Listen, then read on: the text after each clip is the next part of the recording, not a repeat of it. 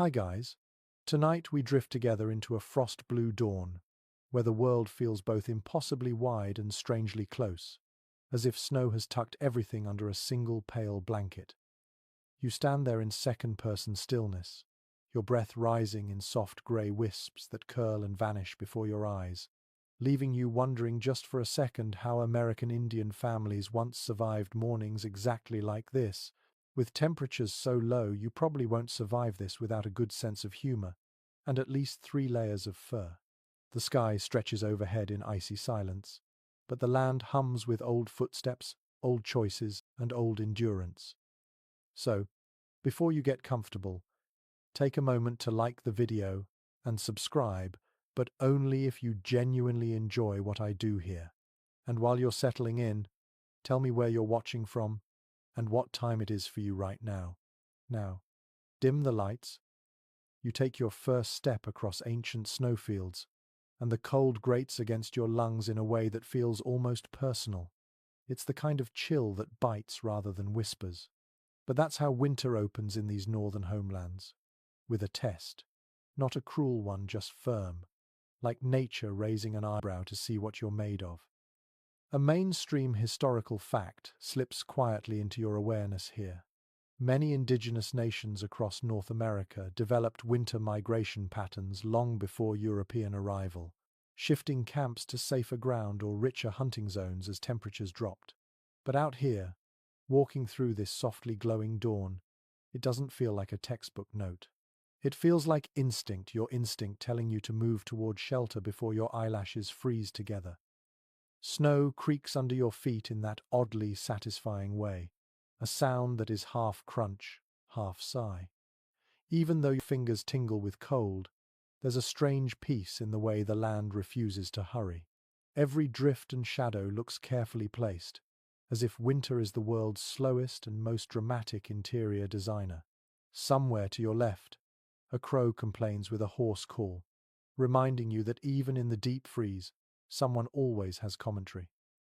You pull your cloak tighter, fur brushing your jaw, and you feel the first real thread of connection to the people who once walked here, dressed in clothing stitched by hands that had learned long ago how to outwit the cold. You push ahead, wind teasing at your cheeks. Notice something curious, a small rise of snow that looks just a bit too smooth, too rounded. You crouch, brushing the powder aside, and uncover a patch of frozen lichen clinging to exposed rock. It looks like nature's accidental graffiti, green-grey curls frozen mid-wiggle. A quirky tidbit bubbles up.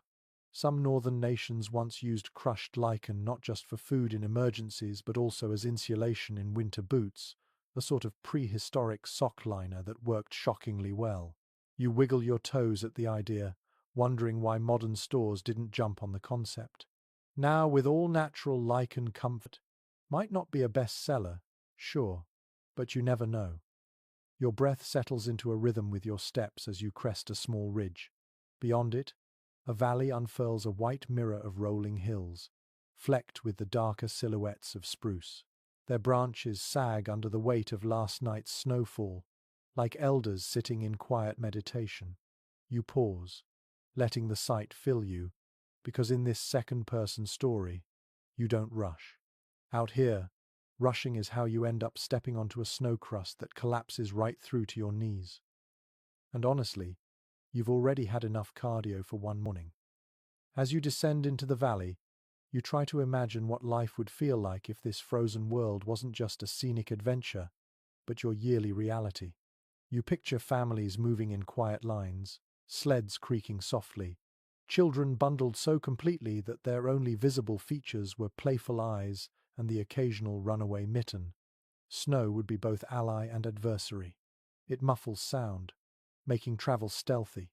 It also hides hazards, making travel unpredictable. You wonder, would you sense danger before seeing it?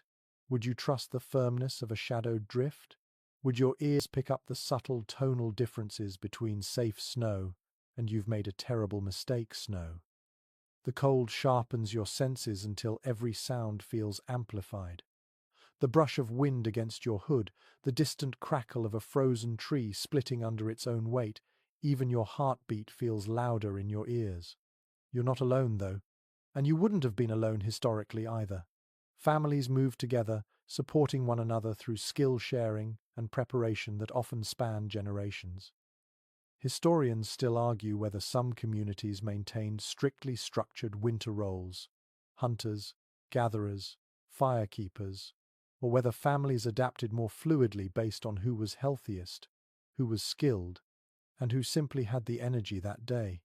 The debate lingers because winter traditions varied so widely across regions, climates, and cultures. What was rigid in one area was flexible in another. You picture a few scholars hunched over heated debates, while somewhere in this frozen world, the ancestors they're discussing simply shrugged and did whatever needed to be done. Your boots scuff a patch of wind-polished ice, and you nearly slip, your arms flinging out with instant, undignified chaos. You recover, barely, and mutter something about the cold having a sense of humor. You're not imagining it. Either the land feels alive. Not in the spooky, something is watching you way, but in the everything here interacts way. Snow traps scent, wind rearranges terrain, sunlight shifts temperatures by degrees that matter deeply when you depend on the land. The indigenous families who walked here knew that each morning demanded a moment of reading the environment the way you might read a weather app. Except you can't swipe left to avoid a blizzard. The valley floor greets you with a softer silence. The air feels thicker here, bundled in the shelter of surrounding hills. Tracks stitch the ground in faint patterns, long, straight lines that might be from a snowshoe rabbit and delicate hop marks of some small bird. You kneel to study them, and in doing so, you slip further into the mindset of those who survived here. A hunter might read these as breakfast, afternoon assurance, or evidence that wolves have passed through earlier. A child might read them as puzzles or stories. You read them as continuity, evidence that life persists even when the world feels frozen solid. You move again, feeling the subtle shift from observer to participant. Snow thickens around your ankles, and the sky brightens into a paler blue, carrying just the faintest hint may be imagined of warmer light. You realize that winter survival wasn't just about toughness, it was about rhythm. Families learned when to move and when to stay, when to hunt and when to rest, when to watch the sky and when to trust the ground. You're part of that rhythm now, even if only in this bedtime story. Ahead, a thin column of smoke spirals through the air, barely visible, but unmistakably human. A sign of shelter, a sign of family, a sign of warmth waiting beyond the next cluster of trees. And so you begin walking toward it, breath steady, steps deliberate, carrying the first quiet threads of a story that will continue to unfold, one snow-softened mile at a time. You move toward that faint ribbon of smoke, letting each step sink softly into the snow as the cold settles into your bones with a kind of stubborn patience. The frozen morning is quieter now, almost expectant, the way a room feels when someone pauses just before speaking. You pass through a narrow stand of fir trees, their branches bending under weighty frost, and as you brush against one, a small shower of powder drifts down your sleeve like nature, tapping your shoulder to say, "Pay attention." The air carries a faint, comforting scent of wood smoke. It pulls you forward, because where there is smoke, there is fire, and where there is fire, there is shelter. You reach a clearing that seems to materialize from the trees, as if the forest simply stepped aside. In the center sits a winter lodge, built with bark panels, thick hides, and carefully layered boughs. It is humble but sturdy, a small marvel of engineering created to keep out cold that feels almost personal in how aggressively it tries to seep into every gap. You approach slowly, running your gloved hand along one exterior wall. The bark feels rough, familiar, and surprisingly warm near the base. You can tell the builders knew exactly which materials could withstand both snow load and wind pressure. That knowledge came from centuries of adaptation, trial, and steady refinement. A mainstream historical fact nudges into your thoughts here. Many First Nations and Native American groups in colder regions constructed winter lodges with double walls insulated by moss or packed snow. The snow acted as a natural barrier against wind, turning something dangerous into something protective. You realize how elegantly simple and effective it is, and you briefly wonder why modern houses do not use the same trick more often. The cold does not wait for your philosophical detours, though. It wraps around your ankles like a clingy cat, urging you to get inside. You lift the hide flap and duck into the lodge. Warmth hits you immediately, not harsh or overwhelming, but slow and enveloping, like someone pressing a warm cloth to your frozen cheeks. The air smells of smoke, pine, and faintly of cooked meat. A small fire smoulders in a pit at the center, its light flickering across the interior walls. Your eyes adjust, and you take in the shelter from within. The ceiling rises higher than you expect, creating a pocket that traps warm air. The walls are lined with fur blankets and woven mats, all carefully placed to block drafts and soften the space. Even the doorway is angled to prevent wind from rushing in. It feels intentional. It feels lived in. It feels safe. A quirky tidbit surfaces. In some northern communities, families once used layers of dried cattail fluff inside bedding, a kind of natural insulation. The fluff trapped heat extremely well and created a soft nest that rivaled modern down blankets. You cannot help imagining yourself curled inside a cattail cocoon, feeling smug about outsmarting winter using simple marsh plants. Maybe luxury bedding brands should take notes. You kneel beside the fire and warm your palms. The heat seeps upward through your fingers, melting the chill lodged in your joints.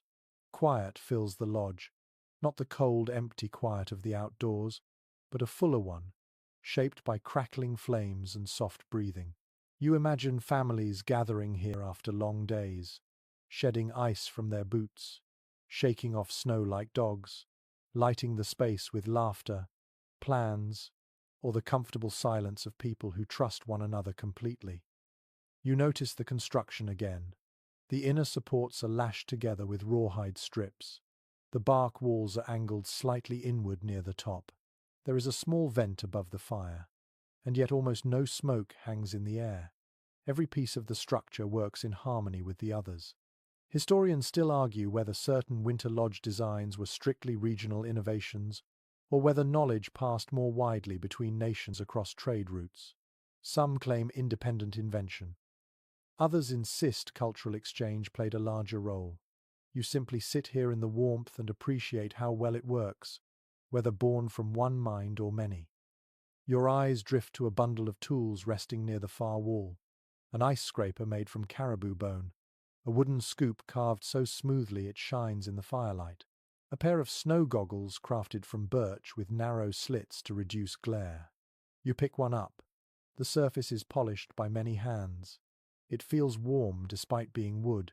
You marvel at how every item seems to belong here, not just as tools but as extensions of the shelter itself.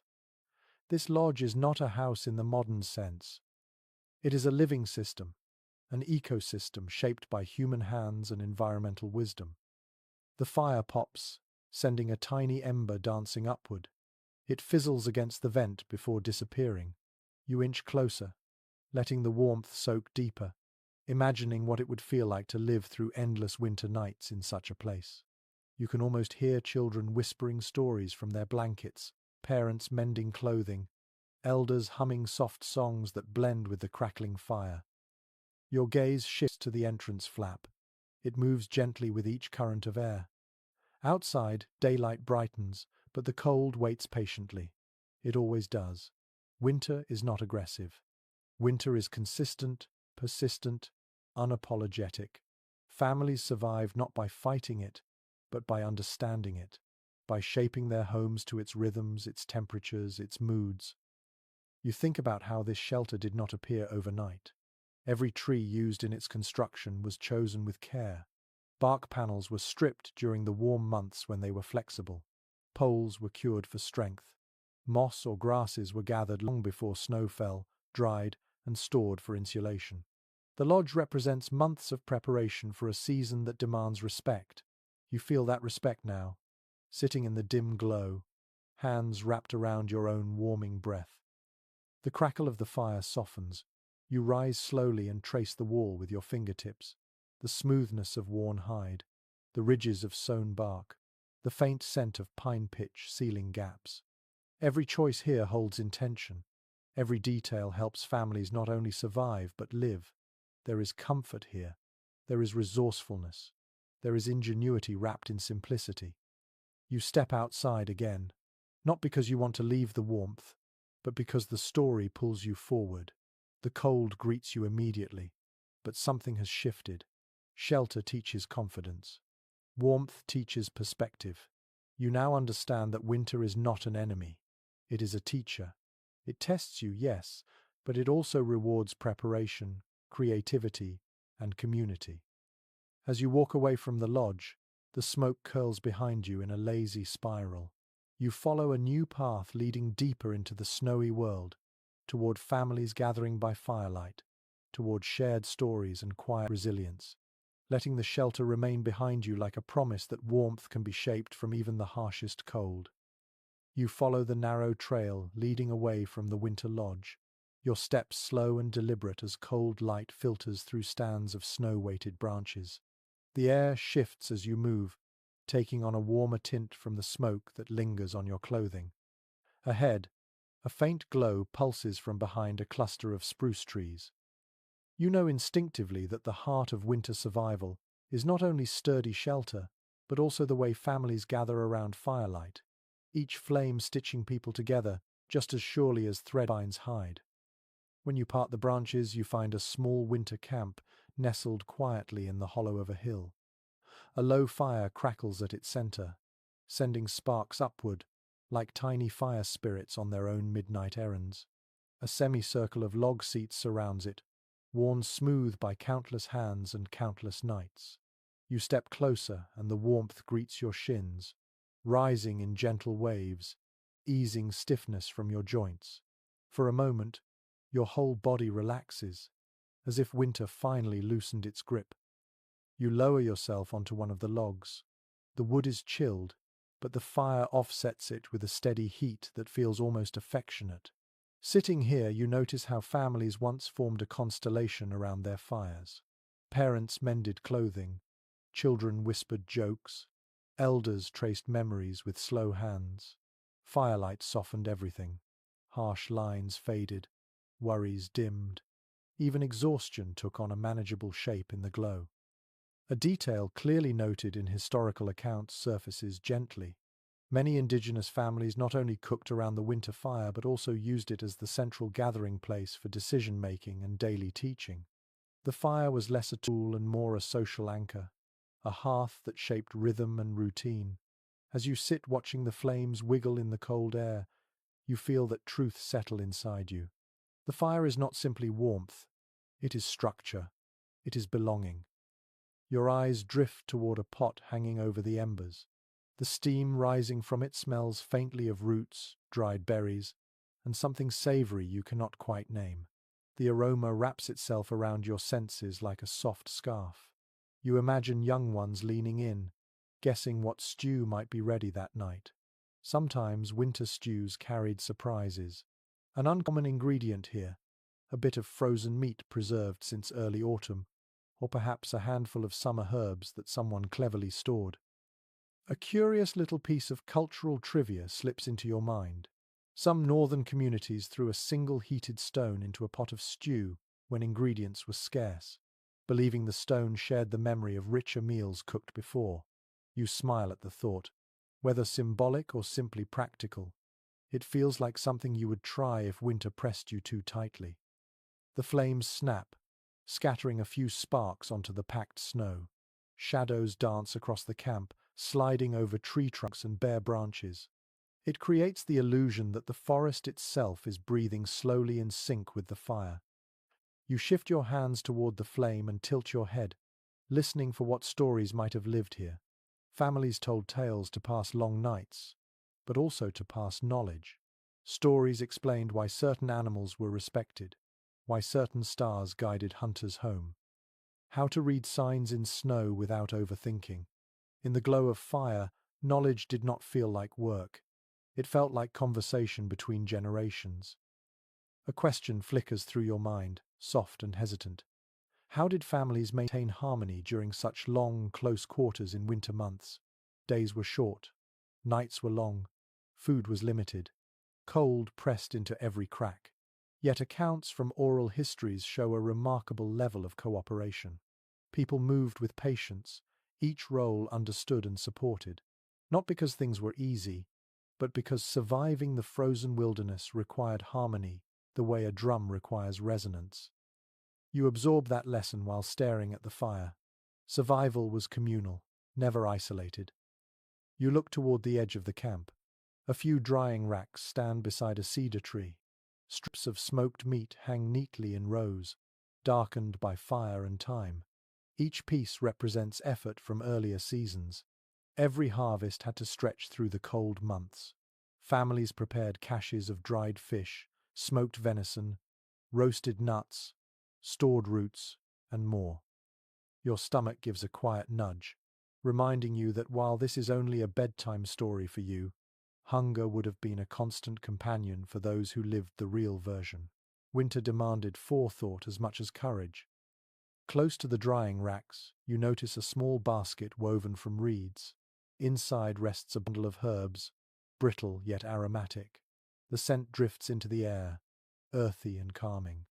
Something in you senses that these were not only for cooking, but also for creating comfort. Herbal blends placed in winter bedding added fragrance and offered gentle reassurance. It is such a small thing, yet it reveals so much about how families tended to both physical and emotional warmth. A soft gust of wind pushes a bit of smoke toward you. You close your eyes for a moment, letting the smell drift through your senses. It is soothing and grounding. When you open your eyes again, you take in the camp from a different angle. The slope of the hill shields it from the harshest winds. The fire sits slightly below ground level for protection and for efficient heat. Nothing here is accidental. Every placement reflects understanding of cold and wind patterns. Some researchers remain divided about whether winter camps were always stationary throughout the cold season or whether certain families shifted slightly as conditions changed. Some point to archaeological evidence suggesting multi-week stability, while others highlight oral accounts describing midwinter adjustments when food grew scarce or storms rerouted travel paths. You consider that debate while brushing frost from your sleeve.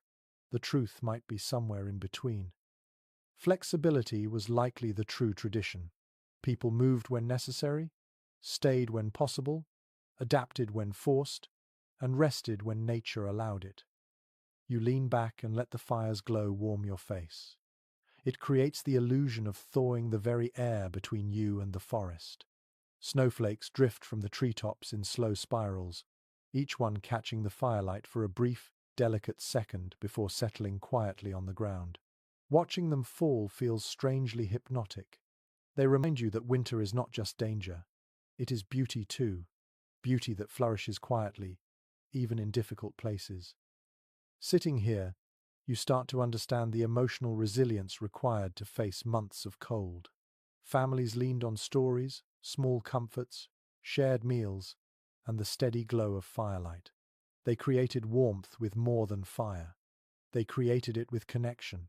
You imagine someone passing a small bowl of stew to you now, nodding with a tired but gentle smile, as if to say you are part of the circle too. Gradually, the fire settles into deeper embers. The air cools a little, reminding you that the world outside this camp remains vast, frozen, and waiting for your next steps. You rise slowly, brushing snow from your boots. Before you leave, you take one last look at the flickering orange glow. It feels like a heartbeat in the snow-bound landscape. You turn toward the shadowed trail leading beyond the camp. The warmth of the fire lingers on your skin even as the cold begins to reclaim its space. Ahead lies a quieter stretch of wilderness where families once tracked life through silence, reading footprints the way others read text. You breathe deeply, steadying yourself, and continue walking, carrying the memory of the fire as a tiny ember glowing inside you. You slip back into the quiet forest, leaving the gentle glow of firelight behind as your boots sink into fresh powder that hushes even your breath. The trail narrows into a corridor of shadows where branches arch overhead like an icy cathedral. Here, sound behaves differently. Every step feels amplified while the world around you holds its breath. You move slowly, becoming aware that this is the landscape where indigenous hunters once read the snowy ground, the way you might read a page of familiar handwriting. The first tracks you notice are delicate, tiny dots pressed into the snow in neat rhythmic spacing. A small bird, probably a ptarmigan, weaving through the underbrush in search of seeds. You kneel and trace the impressions with your gloved fingers. The cold bites at your knuckles, but curiosity warms you enough to stay. Tracks like these were once part of morning lessons for children, subtle clues that taught patience and perception. The snow was not an obstacle. It was a giant canvas that recorded every movement in crisp detail. A little farther ahead, you spot something different. Larger, deeper indentations, arranged in parallel pairs. Snowshoe hare. You follow the trail for a few quiet paces, listening for the rustle of fur or the faint thump of hind legs. The forest remains silent except for a soft groan from a distant tree adjusting to the weight of ice. The hush presses in on you, making every small sound feel important, almost instructional.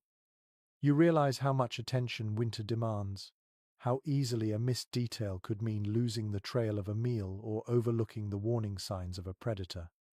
A bit of knowledge backed by historical descriptions rises gently into your thoughts. Many indigenous hunters could identify not only the species but also the age, direction, and even the emotional state of an animal based solely on tracks. A deeper indentation at the toe meant the creature leaped in haste. A tight cluster of prints revealed hesitation. Smooth, consistent spacing meant the animal felt unthreatened. You study the tracks beneath you and imagine someone from centuries ago standing in your exact footprint, interpreting the same snowy clues with practiced ease. Snow flurries drift around you as you walk, settling in thin layers along branches and eyelashes. Each flake seems to catch your attention for a moment, floating like a silent messenger before melting against your warmth. The deeper you go, the more signs you notice. A line of fox prints veering off toward a thicket. A subtle depression where a deer rested overnight. A series of disturbed drifts where wind funneled through a narrow gap in the trees. Every detail contributes to the larger story of how life moves through winter. Then you find something that makes you pause. A long, curving track, edged with faint drag marks. You crouch to examine it. The snow has been compressed in a way that suggests weight and rhythm. A caribou, perhaps, or a single file line of families pulling sleds across terrain. The edges of the track have crusted with a thin glaze of ice, meaning the trail is several hours old. You imagine following it deeper into the forest, stepping into its story as if turning the next page of a book. A small flash of memory, like information, whispers into your thoughts. In some northern regions, hunters used a technique of laying their ears to the ground to detect distant movement under snow, listening for vibrations carried through the frozen earth. It sounds almost mystical, but it was grounded in practical skill and sharp senses. You smile a little, picturing yourself pressing your ear dramatically to the snow only to immediately decide it is far too cold for that kind of dedication. You straighten and continue deeper into the quiet. The forest feels older here, as if your movement wakes something ancient that has been dreaming beneath the snow. You hear a faint rustle to your left, but it fades quickly. You tell yourself it was probably just a squirrel with a busy agenda. The truth is that winter forests always host more life than you expect, hidden in hollow logs, tucked beneath fallen branches, curled into burrows warmed with moss. Survival is not only grand gestures and heroic hunts, it is also small lives living steady, determined routines. After a few more minutes of slow walking, you come across a set of impressions that makes you stop again. They are unusually wide, with toes splayed slightly and the outline softened by drifting flakes. Wolf tracks. Fresh. You study them closely. The paws point in a straight line, suggesting purposeful movement. You feel a slight shiver, not of fear, but of respect. Wolves were both competitors and teachers. Families watched their patterns closely, learning from how wolves followed caribou herds or avoided weak ice. Today, these tracks remind you that you are not the only traveler in this snowy world. There is a question that researchers continue to consider. Did hunters always travel alone when tracking game, or did some communities prefer paired scouting even in deep winter? Different accounts offer different patterns. Some elders describe solitary movement as essential for silence. Others recall cooperative tracking that allowed communication through subtle signals. You look down at the wolf tracks again and wonder if the answer is simply that people, like wolves, adapted their methods based on season, terrain, and necessity. You rise and breathe deeply. The cold air fills your lungs like a sharpened clarity. You follow the path of tracks a short distance before choosing to veer off. You are not here to chase any creature. You are here to understand what it meant to read winter. And out here, understanding grows slowly, not in leaps but in quiet steps. As you move through the forest, your awareness expands. You hear more. You see more. The crunch of snow under your feet changes pitch depending on depth. The light shifts subtly as clouds pass. You sense the direction of wind without needing to check. You begin to understand why tracking was not merely a skill, but a way of seeing the world. Eventually, the trees thin, and the landscape opens into a wide stretch where wind sculpts ripples across the snow like frozen waves. Tracks vanish here, erased by restless air. You pause at the edge, taking in the blankness. It feels both daunting and inviting, a reminder that winter constantly rewrites the land. Hunters had to adapt to that too, reading what remained when clues disappeared. You take one last look at the forest behind you, knowing every print and indentation told a story you were lucky to glimpse. Ahead lies the frozen world of hidden food, icy waterways, and resourceful foraging. You draw your fur collar closer and step forward, letting the untouched snow become your next blank page. You step out onto a broader stretch of white that gleams beneath a pale sky. You feel the cold settle differently here. The forest behind you offered cover and clues, but this open space feels exposed, honest, and full of secrets tucked under the ice. The wind brushes across the plain like a long, slow breath. It nudges your hood, stings your cheeks, and carries the faint scent of frozen water. You sense a shift in the story, as if the land itself is gently reminding you that tracking is only one part of winter survival. Now you must learn how families once coaxed food from an environment that offered almost nothing freely. You walk toward the slight dip in the land where the glimmer of a frozen pond lies waiting beneath a thin veil of drifting snow.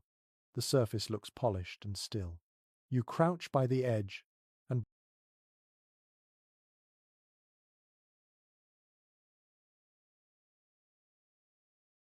brush away a layer of frost with the back of your glove. Smooth ice shines beneath your touch, clear enough that you imagine shapes shifting in the depths below. Fish, dormant but alive. Plants caught in winter stasis. The promise of food, if you know how to reach it. A memory drawn from historical practices surfaces quietly. Many indigenous communities developed techniques for winter fishing long before iron tools appeared. Some carved holes in the ice using bone-tipped chisels or stone picks that seemed almost delicate yet performed with surprising durability. Others kept narrow fishing holes open by placing snow shields around them to block wind and prevent refreezing. As you look at the frozen pond, you can almost hear the rhythmic tapping of a chisel against ice, echoing across a silent morning. You imagine kneeling beside a small opening in the ice with a spear tipped in antler or sharpened wood. The water would appear dark and swirling, the kind of darkness that makes you hold your breath without meaning to. Hunters waited with stillness so profound it almost felt like meditation. Every ripple mattered, every glint of movement signaled hope. When a fish drifted close, the spear flashed downward. Quick, precise, necessary. You rise from the pond edge and take a few steps toward a cluster of low shrubs dusted with snow. You bend closer, brushing aside a layer of frost to reveal the brittle remains of berries that once clung to the branches. These were not summer berries bursting with sweetness. Winter offered only the leftovers, the shriveled fruits that resisted cold through stubbornness rather than abundance. Yet families knew how to gather what remained. They plucked frozen berries to boil into broths, to mix with fat for travel snacks, or to simply chew on for a burst of energy. You pick one now in your imagination, feeling its icy shell crack under your teeth, releasing a tangy note that tastes like survival rather than luxury. A strange but delightful piece of cultural trivia drifts into your thoughts. Some northern groups stored autumn berries inside hollowed pieces of birch bark buried beneath the snow, where the temperature remained cold enough to preserve them, but stable enough to keep them from turning brittle. You picture a family unwrapping one of these small bark containers in midwinter, opening it like a gift from warmer months. Inside, a few vivid berries glow with their original color, tiny sparks of summer in a world of white. You continue walking, your boots crunching steadily as you approach a small ridge. The wind here has carved shallow waves across the snow. You follow one of the rippled lines and notice something interesting. Beneath a thin crust of ice and snow, a mound rises slightly. You tap it with your heel and hear a hollow thud, a cache. Someone long ago stored food here, packing it beneath snow and insulating it with layers of pine boughs. Caches kept food cold but protected from scavengers. They were winter treasure chests built by skill and foresight. You kneel and brush snow aside. Even though the cache before you is only a suggestion imagined into existence from stories you have absorbed, you can picture what once filled these hidden pits. Smoked fish wrapped in bark, dried venison tied in bundles, roots collected before the first frost, maybe even slabs of frozen marrow tucked into the center for nourishment when the cold felt too sharp to bear. Opening such a cache in the middle of winter would have felt like striking gold. Not greedy gold, gratitude gold. You stand again, letting your gaze sweep across the plain. Farther ahead, the land dips into a marshy area now frozen solid. Tall reeds poke through the ice like dry paintbrushes. Their brittle tips rattle in the light wind. You walk toward them, intrigued by their resilience. Cattails once grew here in abundance. Even in winter, families found ways to harvest the starchy cores of cattail roots by breaking through the ice and digging with gloved hands. The roots were boiled into pastes, cooked into cakes, and even dried for storage. You step onto the frozen marsh, the surface shifting slightly under your weight. You imagine kneeling here, fingers numb but determined, tugging a root free while cold mud clings to your gloves. A thread of uncertainty drifts into your mind. Some researchers continue to discuss whether winter foraging followed strict patterns or whether families adapted freely based on the year's conditions. Accounts vary, reflecting the diversity of languages, landscapes, and traditions. Some regions offered reliable plants even in cold months. Others required a constant blend of fishing, hunting, and creative gathering. Standing here on the frozen marsh, you realize that the debate matters less than the truth that people always found ways to adapt. Adaptation was not theory, it was instinct. You leave the marsh and follow a narrow frozen stream that winds between two low hills. Along its edge, you see impressions in the snow caused by someone kneeling repeatedly. You pause, studying them. Ice fishing spots. Someone once sat here with patience and confidence, trusting that the water beneath the surface held life waiting to be coaxed upward. The thought humbles you. Winter foraging was not random. It was practiced with a quiet discipline that feels admirable even across centuries. The stream leads you toward a cluster of spruce trees heavy with snow. You brush your hand along one branch. Snow falls in a soft cascade, revealing the needles beneath. The scent is sharp and clean. Resin and cold air. You breathe it in and feel clarity spreading through your ribs. Spruce tips, harvested in their tender spring stage, were often dried and kept for winter teas rich in vitamin C. Families sipped these teas to prevent scurvy long before explorers worried about such things. It is astonishing how knowledge hidden in daily rituals could have saved countless travelers who never thought to ask. You move past the trees and reach a small slope where snow has been disturbed. You kneel and see the faint outline of a trap imprint. Perhaps a simple loop snare, made from rawhide or twisted fiber, once lay here. Small game provided reliable protein during lean months. Setting traps required both patience and understanding of animal habits. Hunters placed snares along narrow paths, near burrows, or beside tree roots where rabbits and other creatures traveled frequently. You run your glove through the snow and imagine checking traps at dawn, finding just enough to feed a family for another day. The sky shifts as you continue walking. Pale gold spread across thin clouds, hinting at afternoon light. Long shadows trail behind you. Winter light is fleeting, a soft visitor rather than a bold presence. Families learn to work within its limits. Gathering, chopping, fishing, trapping, everything had to be timed well, because darkness arrived early and brought its own challenges.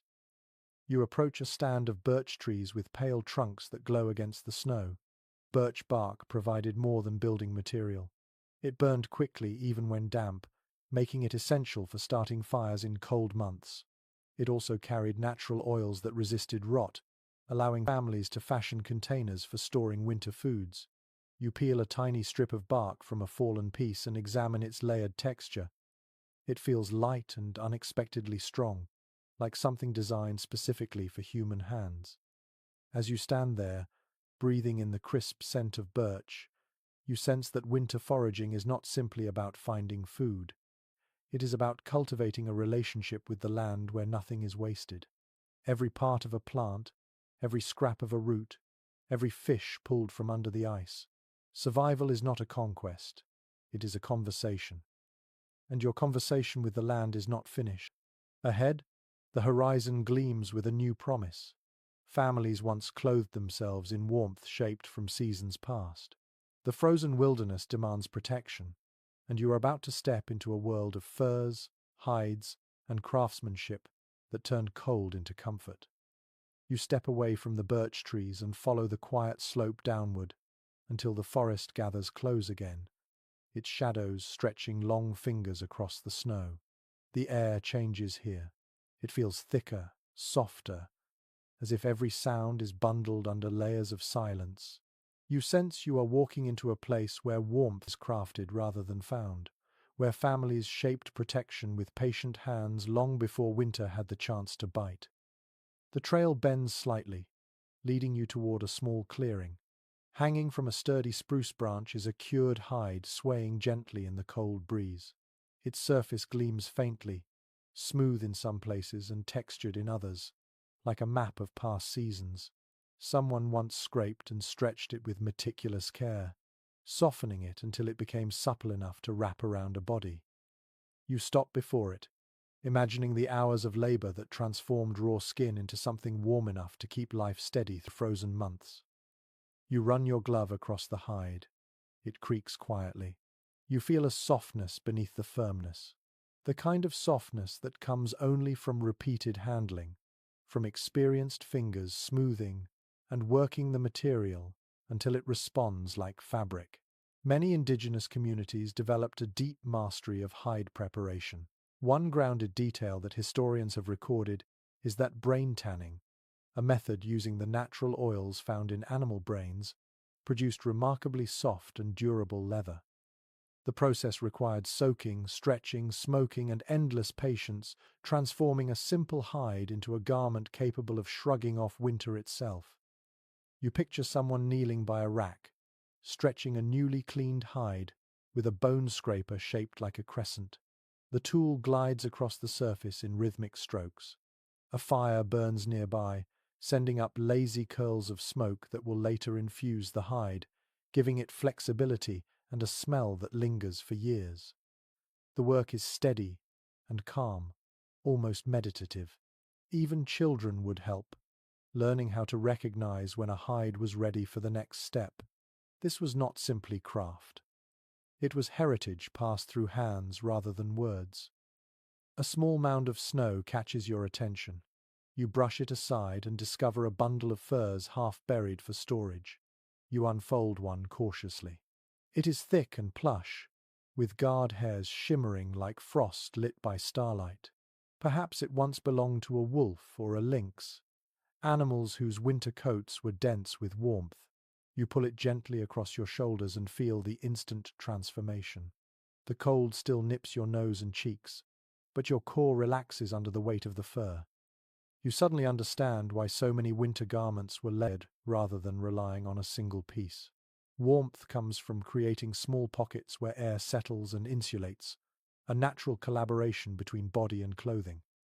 A small, slightly whimsical detail floats into your mind. In some regions, people stitched jingling ornaments made from hollowed bone or carved antler onto winter garments, not for decoration alone but to help locate children when deep snow muffled sound.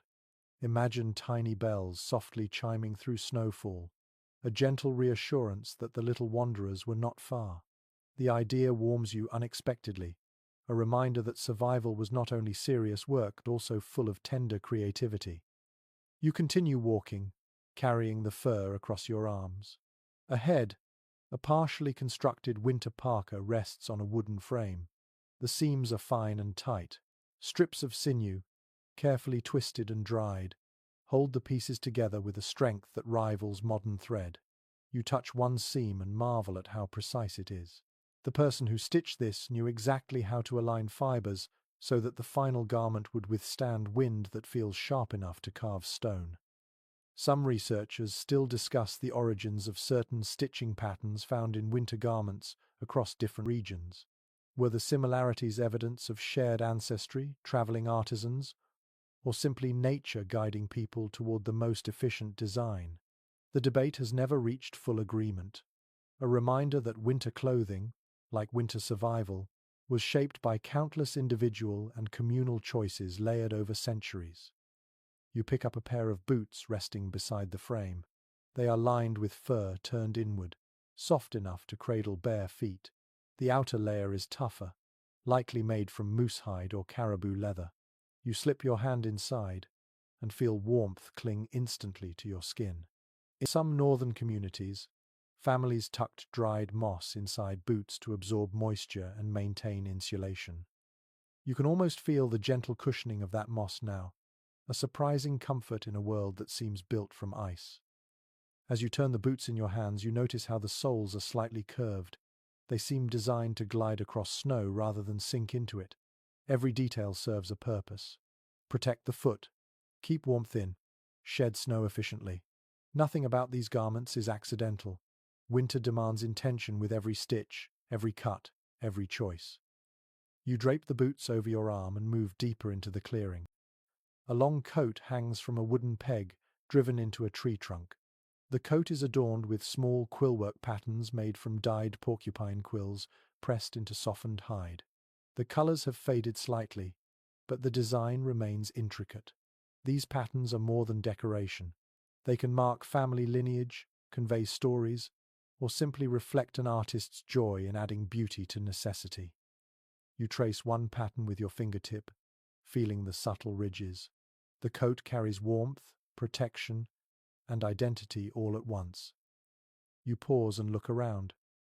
Every garment here speaks of survival, but also of self-expression. Families did not simply endure winter. They lived in it, shaped it, claimed it. Clothing did not just protect the body. It declared creativity, belonging, resourcefulness, and pride. Even in the coldest months, beauty had a place. A gust of wind sweeps across the clearing, lifting the edges of the coats and rustling branches overhead. You pull the borrowed fur more tightly around your shoulders. The forest seems to nod in approval, as if acknowledging that you now understand what clothing meant in this frozen world. Not luxury, not fashion, but resilience, crafted stitch by stitch. You take a few steps toward the far end of the clearing. There, leaning against a snow-laden log, rests a pair of snowshoes made from bent wood and webbed sinew. Their presence hints at your next journey. Winter clothing kept people warm, but tools allowed them to travel. The frozen wilderness is immense, and families once moved across it with quiet efficiency, guided by wisdom passed down through countless winters. You adjust the fur one last time, breathe deeply, and prepare yourself. Ahead lies the art of gliding across snow, pulling sleds, and covering long distances through a world where silence rules. You stand at the edge of the clearing, the cold brushing your cheeks as you look down at the snowshoes leaning against the log. Their wooden frames curve gently like frozen smiles, and the sinew lacing creates a delicate pattern that looks almost too beautiful to step on. You reach for one, feeling the smoothness of the bent wood beneath your fingers. It is light, almost deceptively so, and yet strong enough to carry a person across deep snow without sinking. You understand immediately why these tools became extensions of winter travelers rather than mere equipment.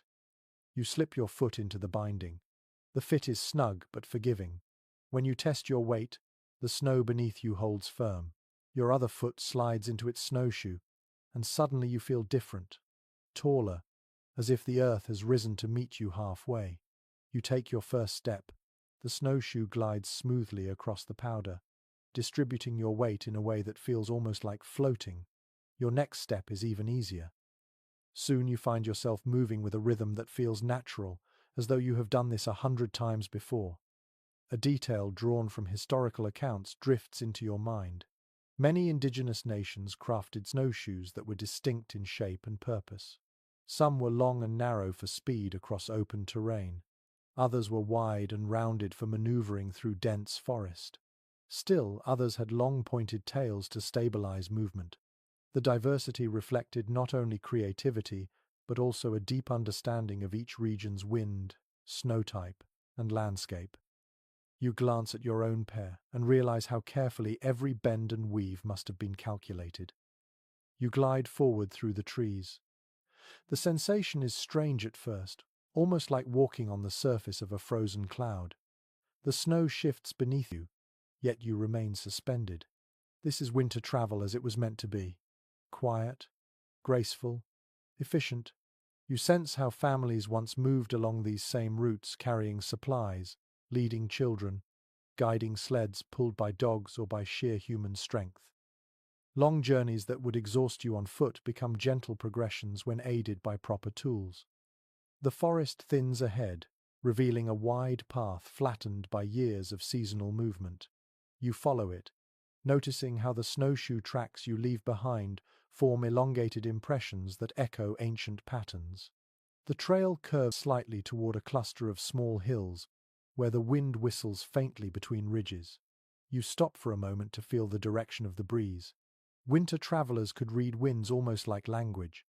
A strong current from the north hinted at storms. A warm breeze from the southwest meant mild days ahead, or melting ice that could complicate river crossings. You take another step and hear the soft swish of your snowshoes cutting across the powder. The sound is soothing, rhythmic, a metronome that guides your pace. You close your eyes for a moment, letting the world become sound, scent, and sensation. Distant birds call sporadically. Tree trunks crackle as the cold expands their fibers. In the quiet, you imagine a long line of travelers moving with you, parents guiding children, elders moving steadily with practiced ease. Dogs trotting ahead with tails raised like living banners, everyone bound together by the necessity of movement and the comfort of companionship. A memory of a lesser-known detail surfaces. Some winter travelers use sleds carved from single slabs of wood, polished with animal fat to glide more easily. The sleds carried everything from firewood to tools to sleeping bundles. In certain regions, long snow toboggans called carriole sleds were designed to bend slightly over uneven terrain, making them surprisingly agile. You imagine gripping a rope, tugging such a sled behind you as you cross this snowy landscape. The weight would pull at your arms, but the momentum and the smoothness of the ride would make it manageable. As you continue forward, the trail slopes gently downward. You shift your weight instinctively, learning that snowshoes respond best to motion that is deliberate yet relaxed. Too stiff, and you lose balance. Too casual, and you risk tripping. You find yourself moving with surprising confidence, letting your legs guide you as if they have inherited ancient instructions. At the bottom of the slope, you see tracks left by a different kind of traveler. Long parallel grooves cut through the snow. Sled trails. They stretch into the distance, disappearing between trees. You kneel beside the tracks, touching the compressed snow. Families once traveled in winter caravans, pulling supplies from one camp to the next, or meeting relatives for seasonal gatherings that brought warmth to the cold. Sled trails connected not only places, but also hearts. They were winter pathways of trade, friendship, and kinship. A question that researchers often revisit drifts into your thoughts. Did winter travelers always rely on dog teams, or were human-pulled sleds more common? Evidence varies widely depending on region and era. Some communities used powerful dog teams for longer journeys, while others relied primarily on human strength and teamwork. The truth likely shifts across landscapes, shaped by snow depth, available resources, and cultural practice. Standing here, you can imagine both. A line of dogs pulling eagerly, or a group of people chanting softly, keeping rhythm with every coordinated pull. You stand again and adjust your snowshoes. The cold nips your face, reminding you that winter travel is not merely technique, it is endurance, it is will. It is the steady trust that each step brings you closer to what you need. Families once walked miles like this, day after day, guided by landmarks half buried under snow. A crooked tree trunk, a ridge of darker stone, a bend in a frozen stream. You feel the world expand around you as you walk. Distance becomes something manageable. The horizon no longer seems far. The snowshoes carry you gently across the surface, turning a harsh landscape into a navigable world. You glide past the edge of a frozen meadow where wind carves patterns into the snow. The shapes twist and ripple like the imprint of invisible waves. As you reach the far end of the meadow, you remove one snowshoe, then the other. You hold them in your hands, feeling grateful for their simple elegance. Ahead, the trail begins to climb toward a plateau. You sense another form of movement waiting there, a place where goods and stories were traded, even in the deepest cold. Winter was not only for traveling, it was for connecting. You take a breath, steady and warm, and walk toward the rising land, ready to join the frozen trade routes that shaped winter relationships. You climb the gentle rise leading out of the meadow, the snow crunching softly under your boots as the landscape widens. The cold air brushes your lips and settles inside your lungs with that familiar sting, but now your body knows the rhythm of winter travel. Every breath feels steadier, every step more assured. As you crest the slope, the wind changes direction, carrying with it a faint, almost musical murmur. You pause, listening. It is the sound of movement, of people, of quiet voices drifting across the snow. Ahead, nestled between two long ridges, lies a winter gathering place. It is not a bustling market like those in warmer months, but a modest meeting ground that families and small groups used when conditions allowed travel. Smoke rises in thin threads from several fire pits. A few sleds rest half buried in snow, their loads neatly covered with woven mats. You walk toward the first cluster of people, feeling the warmth of connection even before you feel the heat of any fire. A group stands over a low table made from lashed branches. On its surface rests a variety of items. Strips of smoked meat bundled neatly with sinew, wrapped packets of dried berries. Rolls of hide tied into compact spirals. You recognize the purpose immediately. Winter trade. The quiet exchange of goods, stories, and news. Even in the coldest months, movement across territories allowed families to strengthen alliances and share resources that not everyone could gather alone. A detail supported by historical research slips gently into your mind. Many indigenous nations relied on winter trade networks that linked distant communities through efficient snow travel. Snowshoes, sleds, and frozen waterways made long distances shorter. Winter, surprisingly, could be the easiest season for moving goods, as firm snow offered smoother travel than muddy spring or thick summer brush. You feel that truth in your bones as you look at the well-worn paths radiating from this little meeting place. You approach one of the traders who is unrolling a bundle of hides. The smell of smoke and tanned leather rises into the air. He offers the hides with a quiet nod. In exchange, someone hands him a pouch filled with dried fish mixed with fat. You watch the exchange unfold with a calm, slow rhythm. No rush, no loud bargaining. Winter encourages patience after all. Voices remain low to conserve warmth. Movements stay deliberate to conserve energy. A particularly charming detail emerges in your memory.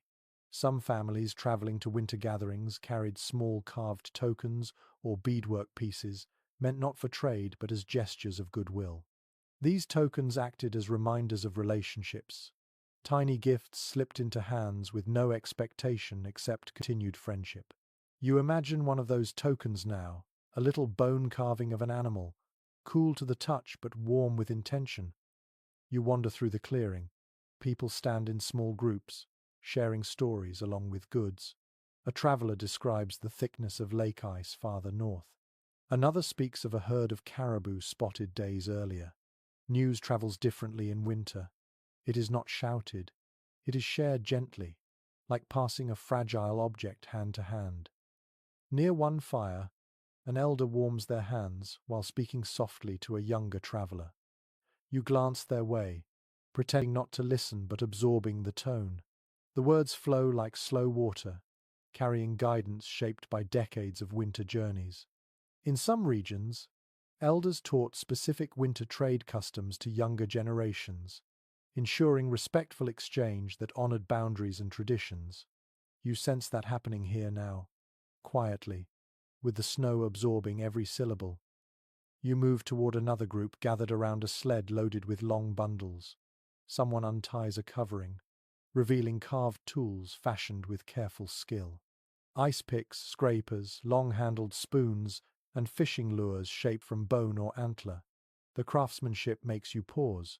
Every tool carries evidence of hours of patient labor, each one a promise of usefulness through the harsh months. You imagine how satisfying it must have felt to trade for such an item, knowing it would serve you well through hunger, cold, and storms.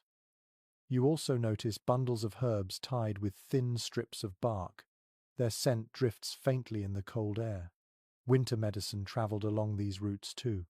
Families shared healing roots and dried plants that helped with coughs, sore muscles, or sleepless nights. The exchange was not only practical but deeply caring. To share medicine was to share protection. There is a lingering question that scholars have often discussed. Were these winter gatherings primarily for trade, or were they just as important for maintaining social bonds, arranging future visits, and renewing alliances? Different accounts portray different emphases, and the truth likely shifts with each group and each winter. Standing here, watching people exchange both goods and warm glances, you sense that winter trade had never been just about objects. It was about community surviving together. You continue walking, your boots sinking slightly in the packed snow between the fires. Children play near one of the sleds, their laughter muted by the cold but unmistakably bright. They chase each other, leaving small crisscrossing tracks that overlap like a woven pattern. Their presence reminds you that not all winter moments were serious. Even in a frozen world, joy had room to flicker. Another trader crouches beside a stack of birch bark containers. Inside some of them you glimpse nuts, dried roots, and what looks like rendered fat shaped into round cakes for travel. The scent of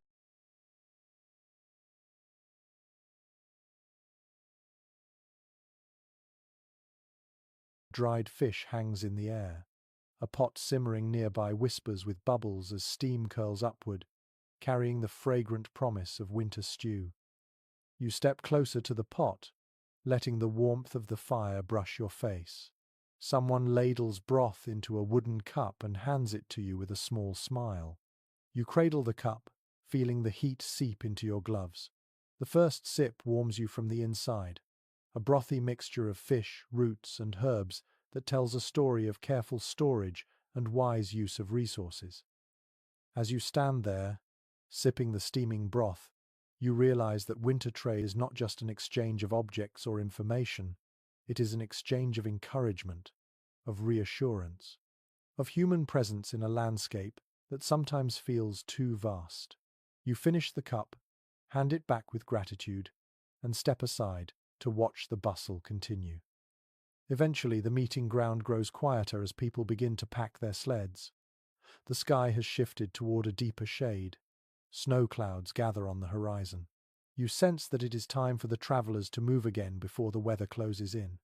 One by one, groups head toward their chosen paths, leaving behind only soft trails in the snow. You follow a different path, one that winds toward a cluster of trees where a faint, herbal scent drifts on the air. Something warm and healing waits there. Winter survival was not only about food or trade, it was also about tending the body when cold and exhaustion weighed heavily. You breathe deeply and walk toward the trees, ready to step into the world of winter medicine. You follow the narrow trail leading away from the trading ground, your boots sinking into snow that feels softer here, as if the earth is cushioning each step in anticipation of what lies ahead. A thin ribbon of steam rises in the distance, drifting through the trees like a quiet invitation. As you move closer, the air changes. It carries a faint blend of spruce, dried berries, and something subtly sweet that lingers on your tongue even before you breathe it in fully. You realize you are approaching a winter healing lodge, a place where families tended bodies worn down by cold, hunger, and constant movement. The lodge sits tucked between tall evergreens, their branches forming a natural windbreak. A thin layer of smoke escapes from a small opening in the roof. Warm light glows from inside, flickering gently through gaps in the hide covering the entrance. You lift the flap and step in, greeted by a wash of fragrant heat that clings to your skin like a comforting hand. The interior feels close and dim, but not cramped. It feels intentional, like a womb carved from winter. A low fire burns in the center of the lodge. Over it hangs a pot filled with a dark, bubbling mixture of herbs. The scent curls upward, rich and earthy. You kneel beside the fire and let the warmth seep into your limbs. Families once depended on winter medicine with a seriousness that feels reverent. When frostbite nipped fingers, when coughing lingered too long, when fatigue crept into bones like slow-moving ice, healers stepped forward with knowledge passed down through generations. A grounded fact from traditional practices hums quietly into your thoughts. Many indigenous communities used spruce resin as a natural antiseptic. When mixed with warm water or boiled into a salve, it soothed cuts, sore joints, and respiratory ailments brought on by frigid air. You picture a healer kneeling exactly where you sit now, grinding resin with a flat river stone, mixing it slowly into a warm paste that would ease pain and protect against infection. You turn toward a rack near the wall where bundles of dried plants hang in neat rows, cedar boughs tied with bark strips, willow branches stripped of their bark, stems of yarrow, mint, and wild rose hips.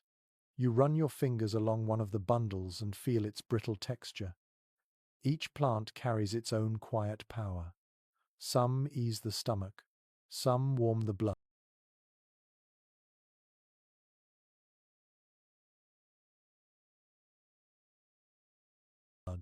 Some calm the spirit. Even in the deepest cold, the memory of summer remains in these bundles, a reminder that healing is not confined to one season. You catch sight of a small bowl resting beside the fire. Inside, tiny brown seeds glisten as though kissed with frost. A curious detail you once heard swims into focus.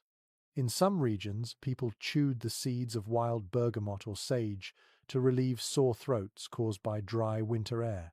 The aroma freshened breathing passages and warmed the chest, offering comfort through long nights when coughing threatened sleep.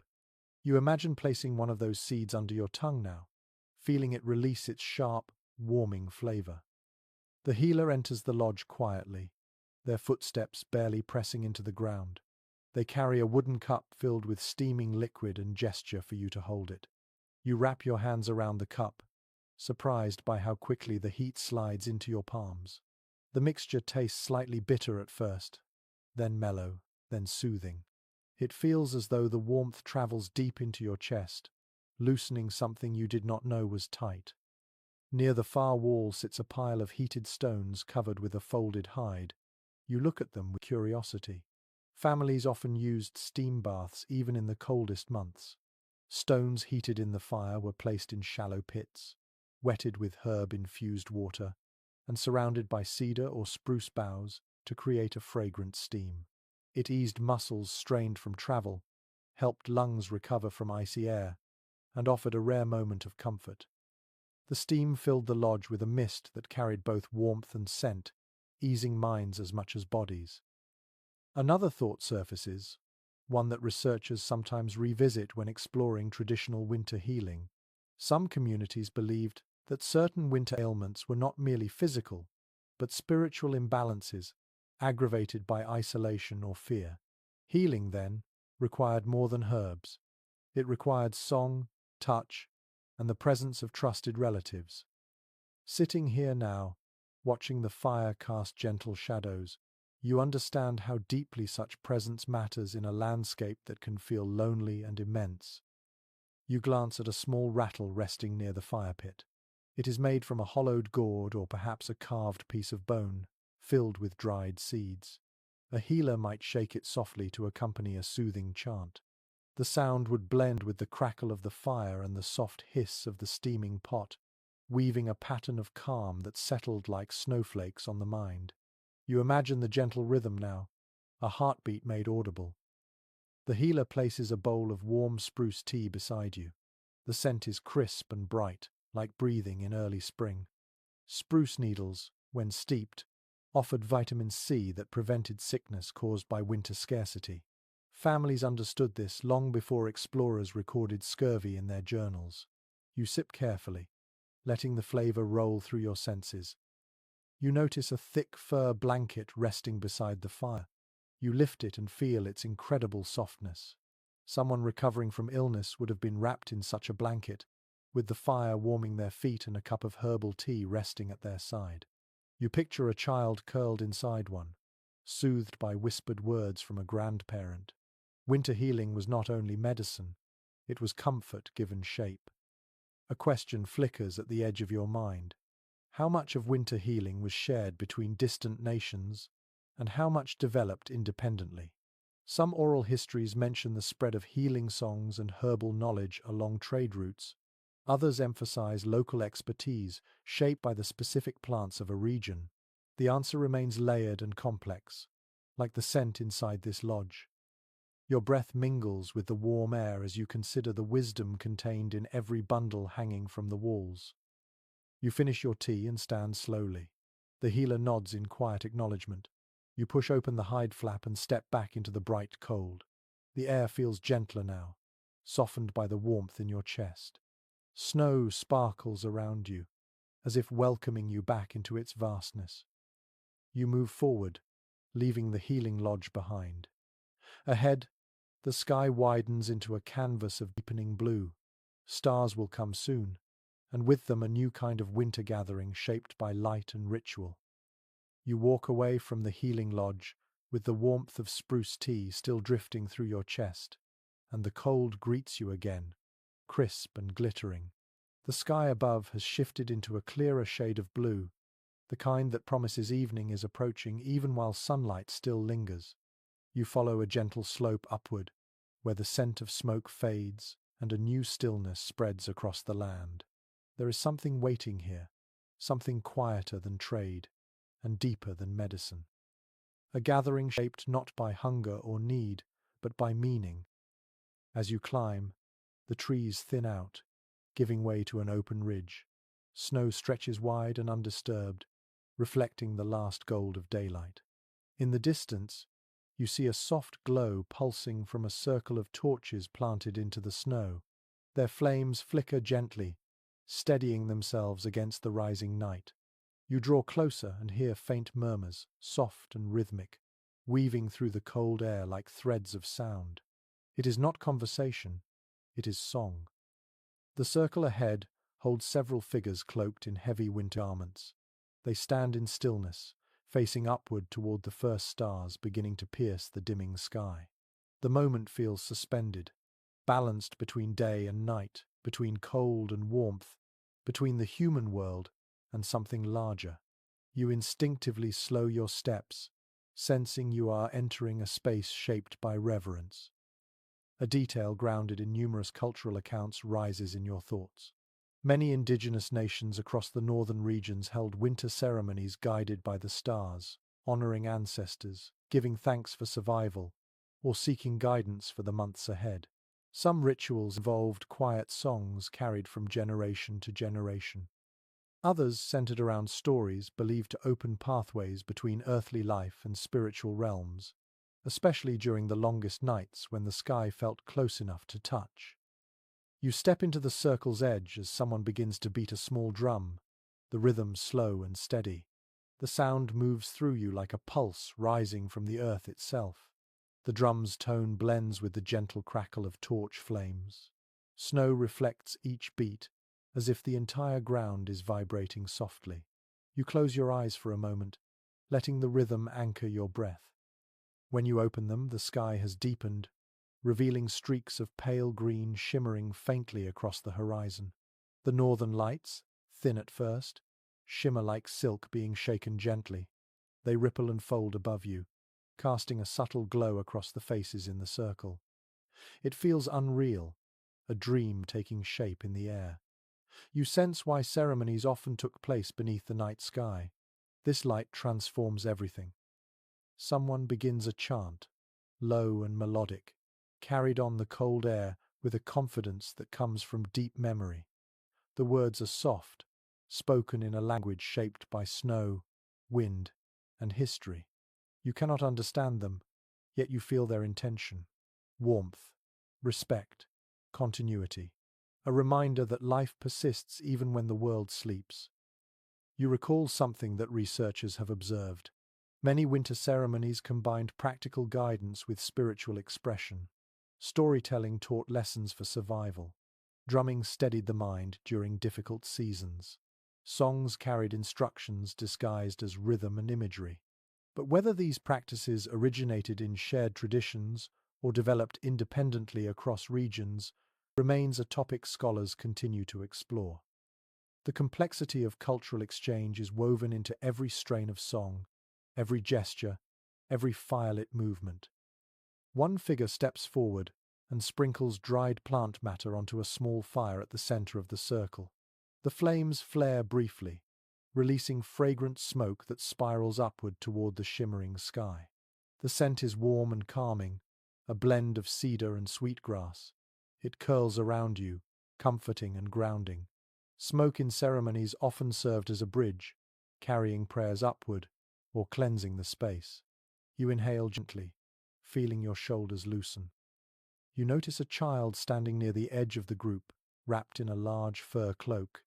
Their eyes widen with awe as the lights strengthen across the sky. The aurora now unfolds in sweeping waves, greens deepening, hints of violet shimmering at the edges. The child watches the sky with complete stillness, as though staring into a living story. You imagine how many children through centuries saw this same sky, their small hearts filled with wonder, their elders whispering meaning into their ears. A soft chant rises again, this time joined by multiple voices. The harmony is simple but powerful. It flows easily, almost blending into the wind. You listen, feeling the sound tug gently at the edges of your thoughts. Ceremonies like this were not performances. They were conversations between people and the world around them. The snow, the sky, the ancestors, the unseen forces that shape both hardship and blessing. A small detail drifts into focus, one that many people seldom hear about. Some winter ceremonies included the practice of placing carved objects in the snow, letting them rest under starlight overnight. By morning, the objects were believed to absorb clarity or protection, depending on the intention of the ritual. You picture one such carving now, a small wooden figure resting beside the glowing fire, its surface catching the reflection of the dancing lights. Someone steps toward you and offers a thin strip of dried willow bark. You accept it with quiet curiosity. Chewing the bark releases a slightly bitter taste, followed by a soothing warmth that spreads through your throat. Willow was known to ease discomfort and reduce pain, and here it acts as both medicine and symbolic participation in the ceremony. You place it gently against your tongue, feeling its taste blend with the cold air. The song gradually fades into silence. The torches hiss softly as a breeze passes. The aurora continues its shimmering dance, now brighter, rolling across the sky like a slow-flowing river of light. Everyone in the circle stands still, watching in shared silence. You sense that this is the heart of the moment, not the singing, not the fire, the quiet. The collective breath held in reverence for a sky that has captivated generations. You tilt your head back and let the lights fill your vision. You feel the cold on your cheeks, the warmth of the ritual smoke in your hair, the vibration of distant drumbeats lingering in your chest. You understand why families gathered for ceremonies like this. Winter is long, harsh, and sometimes lonely, but gatherings create belonging. Rituals create meaning. Light creates hope. When the group begins to disperse, you remain for a moment longer. The snow around you glows faintly with the reflection of the sky. The torches flicker. Your breath forms thin clouds that drift upward, as if joining the lights themselves. Eventually, you step away from the circle and continue across the ridge. The path ahead leads toward families teaching their young how to endure winter, how to navigate the cold, not with fear, but with skill and confidence. The stars guide your way as you walk, their cold brilliance lighting the next chapter of this frozen world. You leave the ridge slowly, carrying the echo of drumbeats in your chest as the aurora fades behind you. The night deepens, but the snow reflects enough starlight that the path ahead glows faintly, guiding your steps with quiet assurance. As you walk, you hear something different from the solemn rhythm of ceremony. Soft laughter, light footsteps, a higher-pitched voice humming a familiar tune. You follow the sound until the trees part to reveal a small clearing where families gather to teach their young how to survive the frozen world. The space is calm, rimmed by tall spruces that block the strongest winds. A fire burns at the center, its light flickering across a ring of bundled children who sit with wide eyes, each clutching a small tool. Their elders kneel among them, patient and alert. Teaching in winter is not loud or hurried. It is woven into the slow rhythm of night, where every sound can be heard clearly and every lesson lingers in memory. You approach quietly, taking a place near the outer edge of the group. One elder holds a piece of hardened snow in their hand and presses it gently, showing a child how to test the crust before stepping. The child mimics the gesture, poking the snow and listening for the faint crackle that warns of weakness beneath the surface. You watch with interest, realizing that children learned from an early age how to read the land as naturally as they read a face. Snow had tones, ice had moods. Trees offered hints about wind direction. The winter world spoke constantly, and children were taught how to listen. A grounded insight from historical accounts rests lightly in your thoughts. Many northern indigenous communities began winter training early in childhood, ensuring that by the time young ones were strong enough to travel long distances, they already understood how to interpret tracks, build fires, identify safe ice, and navigate storms. These skills were not taught through lectures. They were taught through presence, imitation, and gentle correction. One elder hands a small bone knife to a boy, no older than 6. The child holds it carefully, aware of both its usefulness and its danger. With guided hands, he scrapes frost from a strip of bark, learning how to remove the outer layer without damaging the inner fiber. Bark strips were essential for weaving, binding, and repairing sled parts. Even a child's practice scrapings could help replace worn bindings. You watch as the boy works, his tongue peeking out in concentration. A little girl nearby kneels beside a snowdrift, carving a small hollow with her mittened fists. She presses her hand to the inner wall of the hollow to test its firmness. A woman nods approvingly. Snow shelters for emergencies were taught early. Even small hands could shape a mound strong enough to block wind. You imagine her one day building a full-sized snow shelter, tucking her own children inside while storms howl across the land. You move closer to the fire, as an elder places a handful of dried roots into a small pot. Children lean in to catch the smell as it warms. These roots, someone explains, can be chewed for energy during long travel. Teaching children the flavors of winter mattered. Roots tasted earthy, berries tasted sharp. The sap of certain trees carried a faint bitterness. Every flavor was part of survival, and children learned to trust their tongues as much as their eyes. A small, charming historical detail drifts into your awareness. In some communities, children sometimes played a winter game where they mimicked tracking animals by crawling across the snow and leaving prints. Their elders would follow and identify the animal based on how the child moved. It taught tracking skills through laughter rather than pressure. You smile, as one child now does exactly that, hopping like a rabbit until he tumbles giggling into a soft drift. The others squeal with delight. Nearby, another child practices tying knots in sinew. Their fingers are clumsy, but the elder guiding them waits patiently, letting the child discover the correct tension. Knotwork held winter equipment together. A mistake could cost someone a snowshoe or a shelter wall. Patience was not only a virtue, it was necessary. As you watch these lessons unfold, a question surfaces, one that researchers still discuss. Were winter skills taught with formal structure, or did children absorb them simply by observing daily life? Accounts vary widely. Some recall designated lesson times, especially during long, dark evenings. Others emphasize that children learned naturally as they followed their families through chores and travel. The truth likely lies somewhere in between, shaped by climate, tradition, and each family's rhythm. The fire crackles softly. A young girl sits beside it, turning a small piece of wood in her hands. An elder kneels behind her, guiding her into carving a simple fish shape. The motion is slow and deliberate. The elder whispers something, and the girl smiles. Carving was not only practical, it strengthened coordination, focus, and pride. You imagine the girl someday shaping tools for her own family, the memory of these early lessons warming her even more than the fire before her. You notice one child standing slightly apart, looking upward at the sky. The stars reflect in his eyes.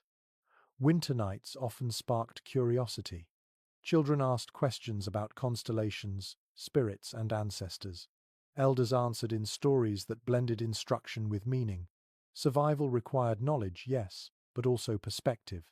Children were taught that they were part of a larger world, connected to the land, the sky, and the people who came before. An older man calls the group closer. He holds a small pouch made of tanned hide. From it, he scatters a few tiny seeds into the fire. They snap softly, releasing a brief scent of wild mint. The children quiet instantly. This simple act reminds them to respect the land, to give thanks for lessons learned, to honor the balance that allows their families to endure winter after winter. Even small rituals mattered. The fire begins to burn lower. Children yawn behind their mittens. Parents tie hoods more tightly around sleepy faces. You watch as little ones are lifted onto sleds or wrapped in warm cloaks. Their lessons tonight will stay with them, quietly shaping their instincts for years to come. You feel the warmth of the fire fade as families begin to move toward their shelters. Snow crunches softly beneath boots. Voices drift in gentle whispers. The night deepens. You turn your head and catch sight of another gathering farther off, where older figures sit together wrapped in heavy furs, speaking softly. Their voices carry the cadence of stories preserved through time. You realize you are being drawn toward them next, for winter survival was not only taught through hands and action, it was also preserved through tales whispered in the long night. You leave the clearing where children learned their winter lessons, and the night folds around you once again. The stars have brightened, scattered across the sky like frost crystals caught in moonlight. The cold feels sharper now, but not unfriendly. It nudges you forward, pushing you toward the sound that drifts gently through the trees, a low hum. a soft voice, a rhythm that seems older than the snow beneath your feet. You follow the sound until the forest opens into a small hollow lit by a single fire. Figures sit in a wide circle, wrapped in thick furs, their silhouettes moving gently with the sway of their breaths. You immediately sense that this gathering is not meant for work or instruction, it is meant for memory. You lower yourself onto a patch of packed snow at the edge of the circle. The fire snaps softly, sending tiny sparks upward where they vanish before reaching the sky. The warmth brushes your face, and the shadows flicker across the lined faces of those seated closest to the flames. These are elders, the keepers of winter stories. Their eyes reflect the firelight with a steady glow that speaks of seasons survived, storms endured, and knowledge carried carefully through generations. One elder clears their throat, and the entire circle becomes still. Their voice begins a whisper, barely touching the air. Then it grows, lifting gently, flowing like warm breath into the cold. The story unfolds with the ease of someone who has repeated it for decades. Their words paint images in your mind of a time when the land was young and animals spoke freely. The tale glides between humor and wisdom, revealing how the hare tricked the colder winds one winter, and how the raven learned to store light in the darkest season. A detail grounded in traditional oral history practices rests quietly in your thoughts. Many indigenous communities relied on winter storytelling as the principal way to teach history, values, humor, and survival strategies. Some stories were practical guides disguised as adventure. Others offered moral lessons for children or reminders of ancestral resilience. Winter was the time to share them, for long nights welcomed long words. Another elder joins in, finishing the last line of the previous tale, as though catching a thread mid-air. Their tone is deeper, their pace slower. They speak of migrations led by star patterns, of a great hunt that lasted 7 days, of a child who once followed a strange track into the woods and found something unexpected waiting at the end. The children listening lean forward, wide-eyed. Even the adults seem to sink into a familiar comfort. A little to your right, someone stirs a pot that sits at the edge of the fire. The scent of herbs and broth floats through the circle, mingling with the smoky air. This pot, you imagine, has accompanied many such gatherings. Winter storytelling was always more than talk. It was shared warmth, shared food, shared time. You feel your stomach react gently to the smell. The aroma does not interrupt the stories. It enhances them, like a soft drumbeat beneath a song. A small unusual detail from the past drifts into your awareness. Some families kept special winter story masks or carved figures that were only brought out during the cold months. These were not objects of fear, but tools that helped narrators represent certain characters. Sometimes a storyteller lifted a small carving into the firelight to show the face of a trickster spirit. Other times, a mask was passed around so each listener could feel its carved edges. Such tactile moments made stories come alive in the dark. You imagine a figure like that resting now inside someone's pack, waiting for later in the evening.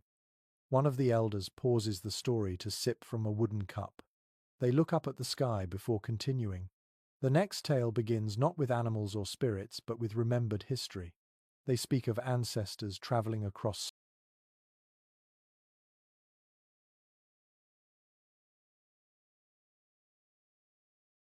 snow so deep it swallowed their knees. They describe the way families built shelters in single nights when storms overtook them. They recount a winter when hunger pressed hard, but cooperation saved every life. The listeners nod slowly. These stories hold truth. Not dramatic heroics, but small acts of endurance that shaped survival. A question surfaces in your mind, one that researchers sometimes examine. Did winter stories follow a strict order, passed down with precision, or did each storyteller shape the tale to fit the moment? Accounts vary. Some communities maintained specific phrasing for sacred stories. Others allowed narrators to embellish or adjust details. Winter narratives were living things, shifting with the teller and the listeners. Tonight, you sense you are hearing a blend. The elders speak with confidence, yet their pauses and glances reveal adaptation in real time. They respond to the children's reactions, the fire's temper, the mood of the night. You watch a child beside the fire who clutches a small, round stone warmed in their mitten. The child rolls it between their palms while listening, perhaps imitating the way elders hold objects as they speak. You smile at the sight. Children absorb more than words during these gatherings. They absorb posture, tone, rhythm. They learn how to speak with presence, how to honor silence, how to share a story without rushing. Another elder begins a different tale. Their voice is raspy but warm. This story describes a wandering winter spirit who travels the land seeking kindness. When the spirit finds warmth, generosity, or shared food, it leaves a blessing in its wake. The elders' eyes sparkle as they tell it, and the children step a little closer, pulling their cloaks tight around themselves. You feel a subtle warmth in your chest, a sense that the tale is teaching more than it seems. The fire pops loudly, sending a shower of sparks upward. One spark lands near your boot and melts instantly into a tiny dark spot. Someone chuckles quietly. Even the fire participates in winter storytelling, its crackles punctuating the tales like playful commentary. A pot of broth is passed around the circle. When it reaches you, you take a sip. The flavor is rich and earthy, with hints of herbs that grow near marshy summer grounds. The warmth of the broth spreads through your chest and settles in your belly. It deepens the comfort of the moment. Story, fire, food, and cold night blend into a single experience, a winter tapestry woven from simple but essential threads. The next story begins with a soft laugh. An elder recounts a mischievous winter fox who pretended to be lost so it could follow hunters and steal small scraps from their packs. The children giggle, and even you cannot help but grin. Humor mattered in winter. It lifted spirits during long nights and reminded families that even cold seasons held reasons to smile. A subtle thought arises. Story circles served many roles. They preserved history, strengthened bonds, entertained young ones, eased fear, and honored memory. But they also reminded families that even in the harshest winter, community remained strong. No one endured the cold alone. As the stories wind down, the fire dims. The elders speak softer now, their words drifting into the air like snowflakes. The final tale is brief. It speaks of gratitude, of acknowledging the land for its gifts, of thanking ancestors for guidance, of trusting the return of light, even on the coldest night. Silence follows, a deep, warm silence in which everyone breathes together. One by one, figures rise and head back toward their shelters. You linger for a few breaths longer, letting the warmth sink deeper.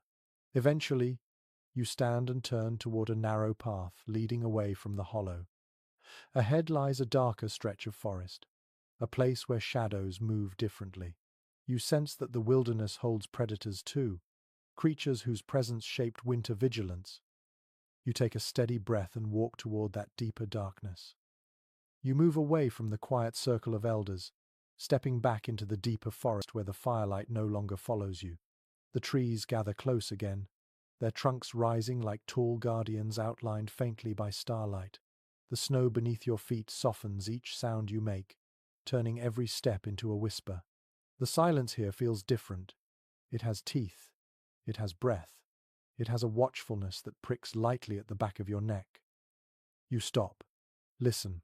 The forest holds still but not empty. Somewhere far off, branches shift with a faint crack that does not belong to wind. You know winter stories often reminded families to respect the creatures who shared the frozen land. Some shy, some were curious, and some patrolled their territory with confidence sharpened by hunger. Your eyes adjust slowly. The moon brushes the snow with a pale sheen that reveals faint lines crossing the ground. Tracks. You crouch and examine them. Large, round impressions spaced with steady stride. Each paw print presses deeply into the powder, the edges crisp and unmistakable. Wolf. The animal moved gracefully, without hesitation. its path curving between the trees like a line drawn with quiet precision. The sight does not frighten you, but it sharpens your senses. Wolves have lived alongside people here for countless winters. Families learn to read their trails the same way they read the weather. A detail grounded in historical understanding comes to mind. Many indigenous nations respected wolves not only as competitors for food but as teachers. Observing how wolves traveled across snow, how they circled prey,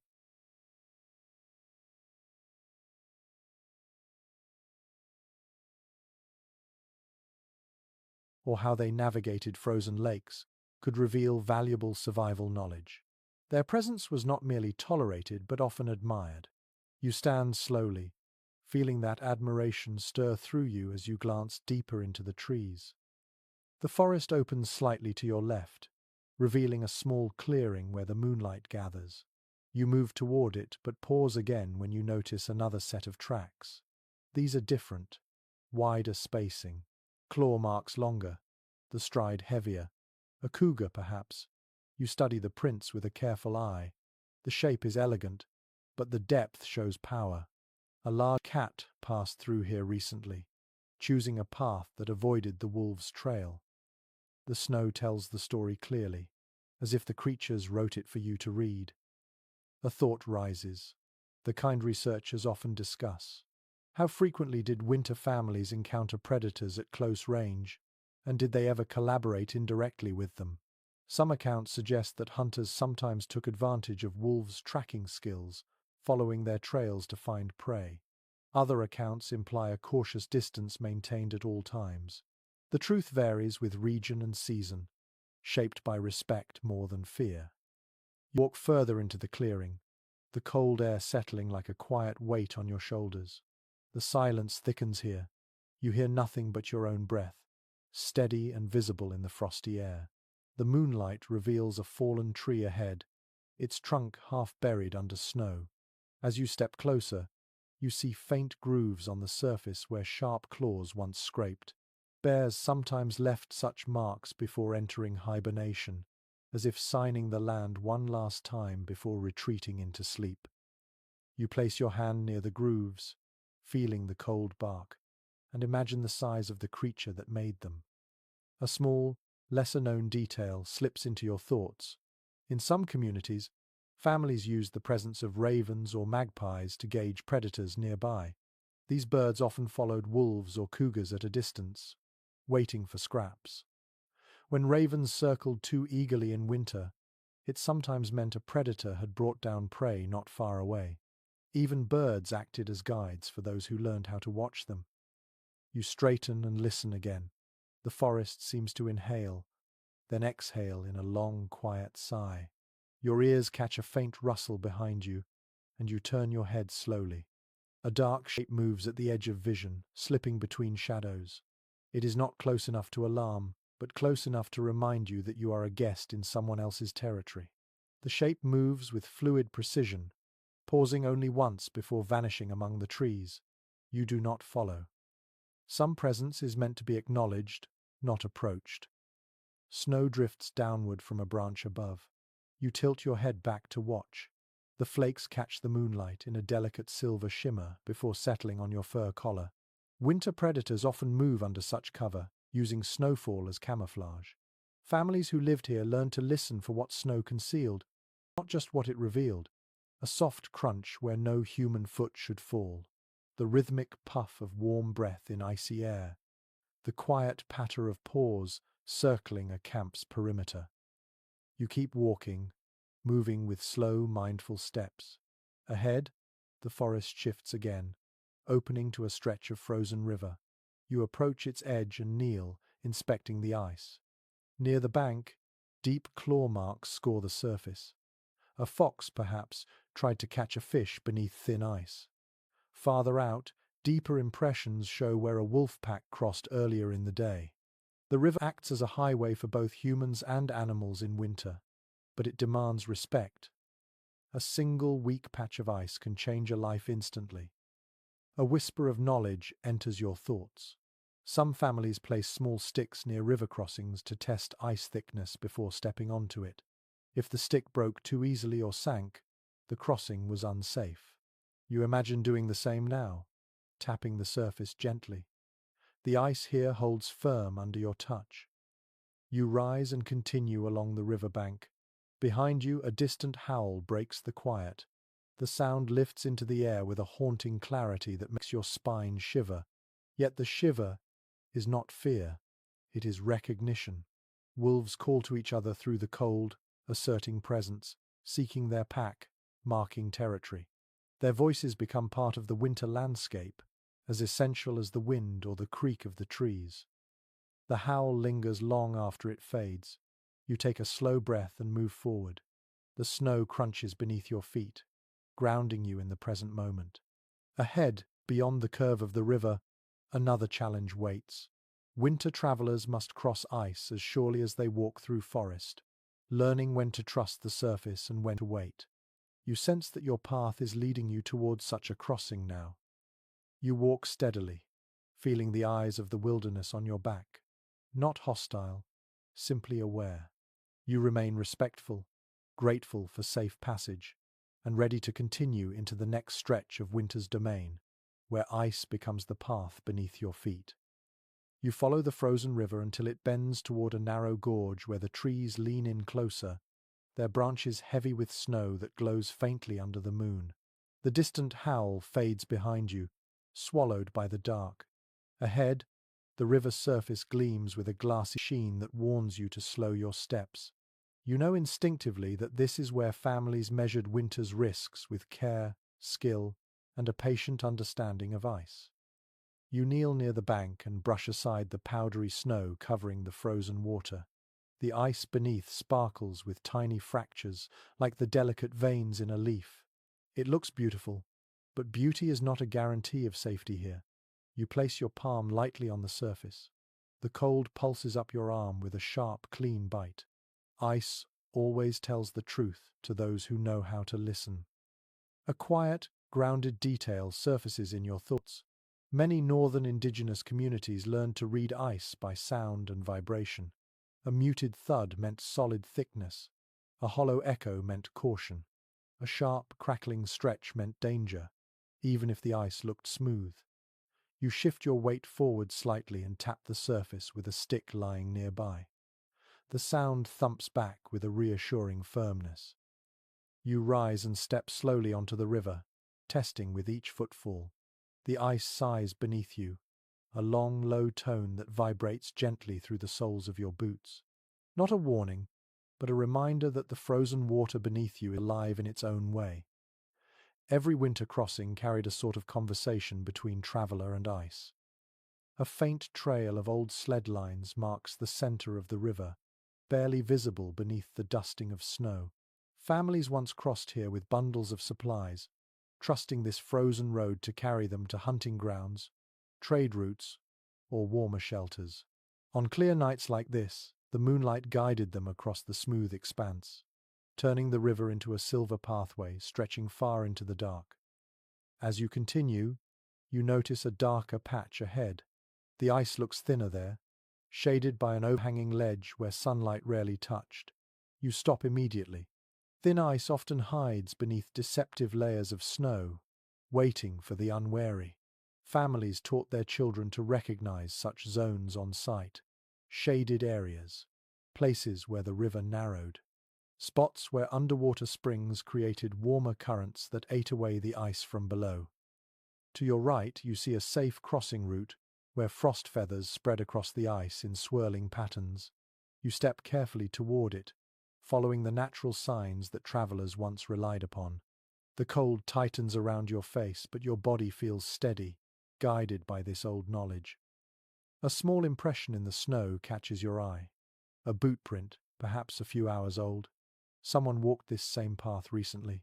The print is deep at the heel, lighter at the toe, suggesting cautious forward testing. You kneel and study the shape. The snow has not drifted over it, meaning the walker passed during calm weather.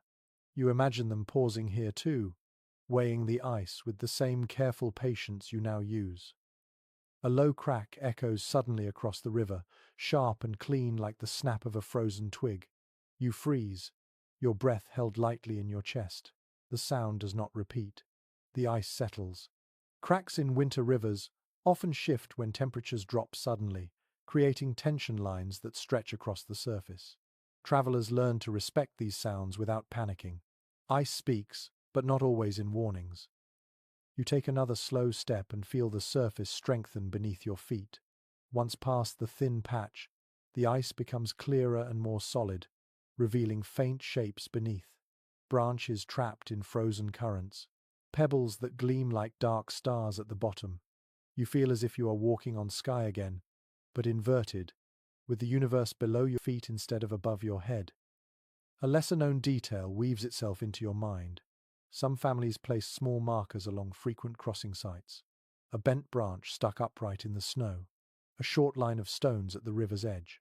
These markers change slightly from winter to winter, but always conveyed direction, caution, or safe passage. You notice something similar now. A piece of driftwood lodged upright in a snowbank near the opposite shore. You nod silently to whoever placed it. As you approach the far bank, the ice thickens so visibly that it grows opaque.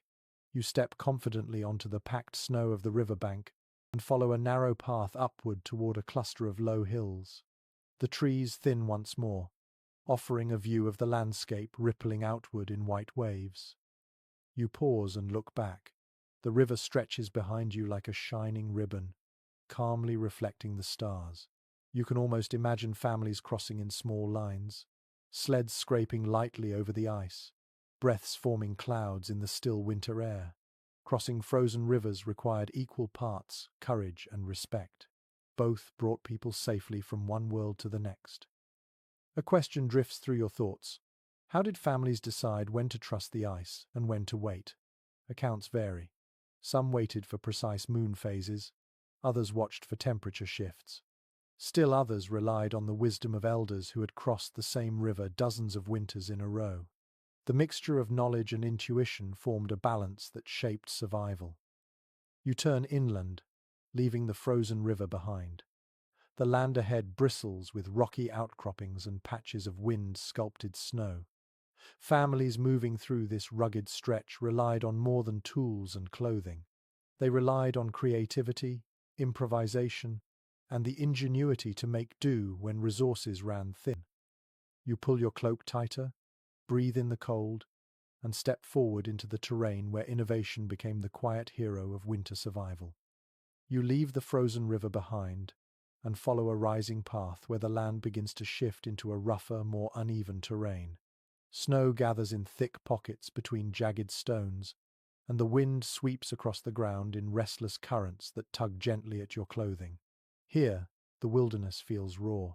Survival in this place demands more than strength. It requires creativity sharpened by necessity. You sense that you are stepping into the part of winter where ingenuity becomes as essential as food or warmth.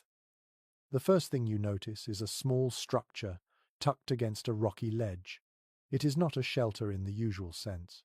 It looks more like a quick construction built from whatever the land offered. Fallen branches, packed snow, and slabs of bark wedged carefully to form a windbreak. You run your hand along one of the bark panels. It is rough and frozen but sturdy.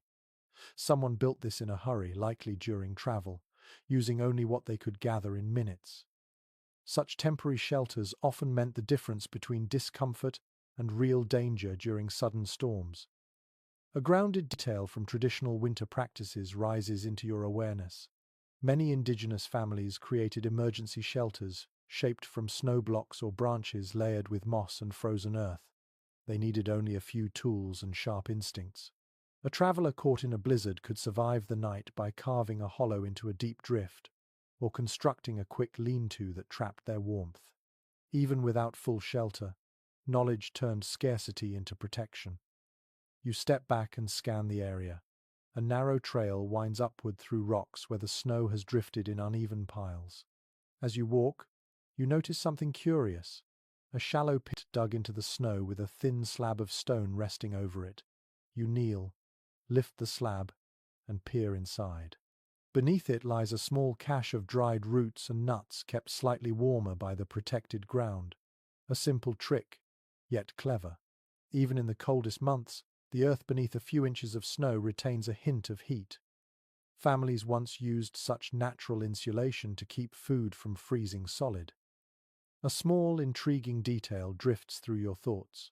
Some families stored glowing embers underground beneath layers of ash to preserve fire during long travel. These tiny pockets of heat could reignite quickly, saving precious time and effort when nights grew too dark or too harsh. You picture someone bending over such a hidden fire bed, coaxing it back to life with dry grass and steady breath. The wind rises as you climb higher. You pull your cloak tighter and look toward a cluster of low shrubs partly buried in snow. They appear brittle, but as you get closer, you notice thin strands of fiber tied neatly around their branches. Someone harvested plant fibers here recently and left behind a few strands. You pick one up and twirl it between your glove and thumb. Even in winter, families found ways to craft necessary tools: strong cord, weaving strips, fishing line. Fibers taken during warm months were often carried through the cold, but winter sometimes offered unexpected materials too, such as inner bark softened by frost. You walk onward and find the remains of an old fire pit. The charred wood is almost dust now, but a few larger pieces remain. You lift one. It is featherlight. Fire-hardened wood was sometimes repurposed as quick kindling or even carved into small tools, since the burning process toughened it while reducing moisture. You turn the wood in your hand, realizing its shape might have once been intentional. Perhaps someone carved it into a temporary handle or a fastening peg. Even a discarded ember told a story about resourcefulness. A puzzling shape in the snow ahead draws your attention. You approach it slowly and discover a crude sled made from branches tied with sinew strips. Its runners are straight but slightly warped, as though crafted quickly without access to perfect materials. You kneel beside it and run your hand along the frame. The sled is small, perhaps used for hauling firewood or carrying a single load. The sinew bindings have frozen stiff but remain intact. This little sled whispers a truth. Winter ingenuity was often born of urgency. You did not always wait for ideal materials. You built with what the cold allowed. A question surfaces, one that scholars still contemplate. How often did winter improvisation lead to long-term innovation? Did tools made in moments of scarcity later evolve into standard designs, or were they forgotten once better resources became available? The answers differ from region to region. Some emergency solutions became traditions. Others remained stories told during cold evenings when people remembered winters that tested their cleverness. Nearby, another sign of creativity reveals itself. A long stick stands upright in the snow, its top wrapped in hide scraps. You tilt your head, trying to understand. Then it clicks. A marker placed to locate a hidden storage pit beneath the snow. Without such markers, even experienced travelers could lose track of where supplies were buried, especially after fresh snowfall. The stick leans slightly, and you imagine a family returning during harsh weather, grateful to find this simple post guiding them to nourishment. You continue along the trail, your breath forming soft clouds that drift away in the faint breeze. The land levels out into a flat space bordered by low hills. Here you see the remains of another clever construction, a line of stones arranged to block drifting snow from burying a narrow path. Even small actions like this protected travelers from losing their way. Snow can erase trails in minutes. A slight barrier of rocks or branches could preserve the line long enough to be used again and again. A faint crunch startles you. You turn toward a nearby thicket and see a small animal dart away, its fur blending into the snow. You smile. Even animals adapt creatively to winter, and families paid close attention to the tricks of wildlife. How birds used snow for insulation, how foxes stored extra food, how beavers reinforced lodges with mud that froze into protective armor. Observing these habits inspired human solutions too, proof that winter learning came from every corner of the land. You reach a cluster of tall rocks and find something unexpected. A small wind flute carved from bone resting on a ledge. You lift it gently, surprised that it remains intact. Someone likely used this to signal across distances or simply to bring a bit of softness into harsh days. Music was one of winter's quiet improvisations. When darkness lingered too long, even a brief melody could lift heavy spirits.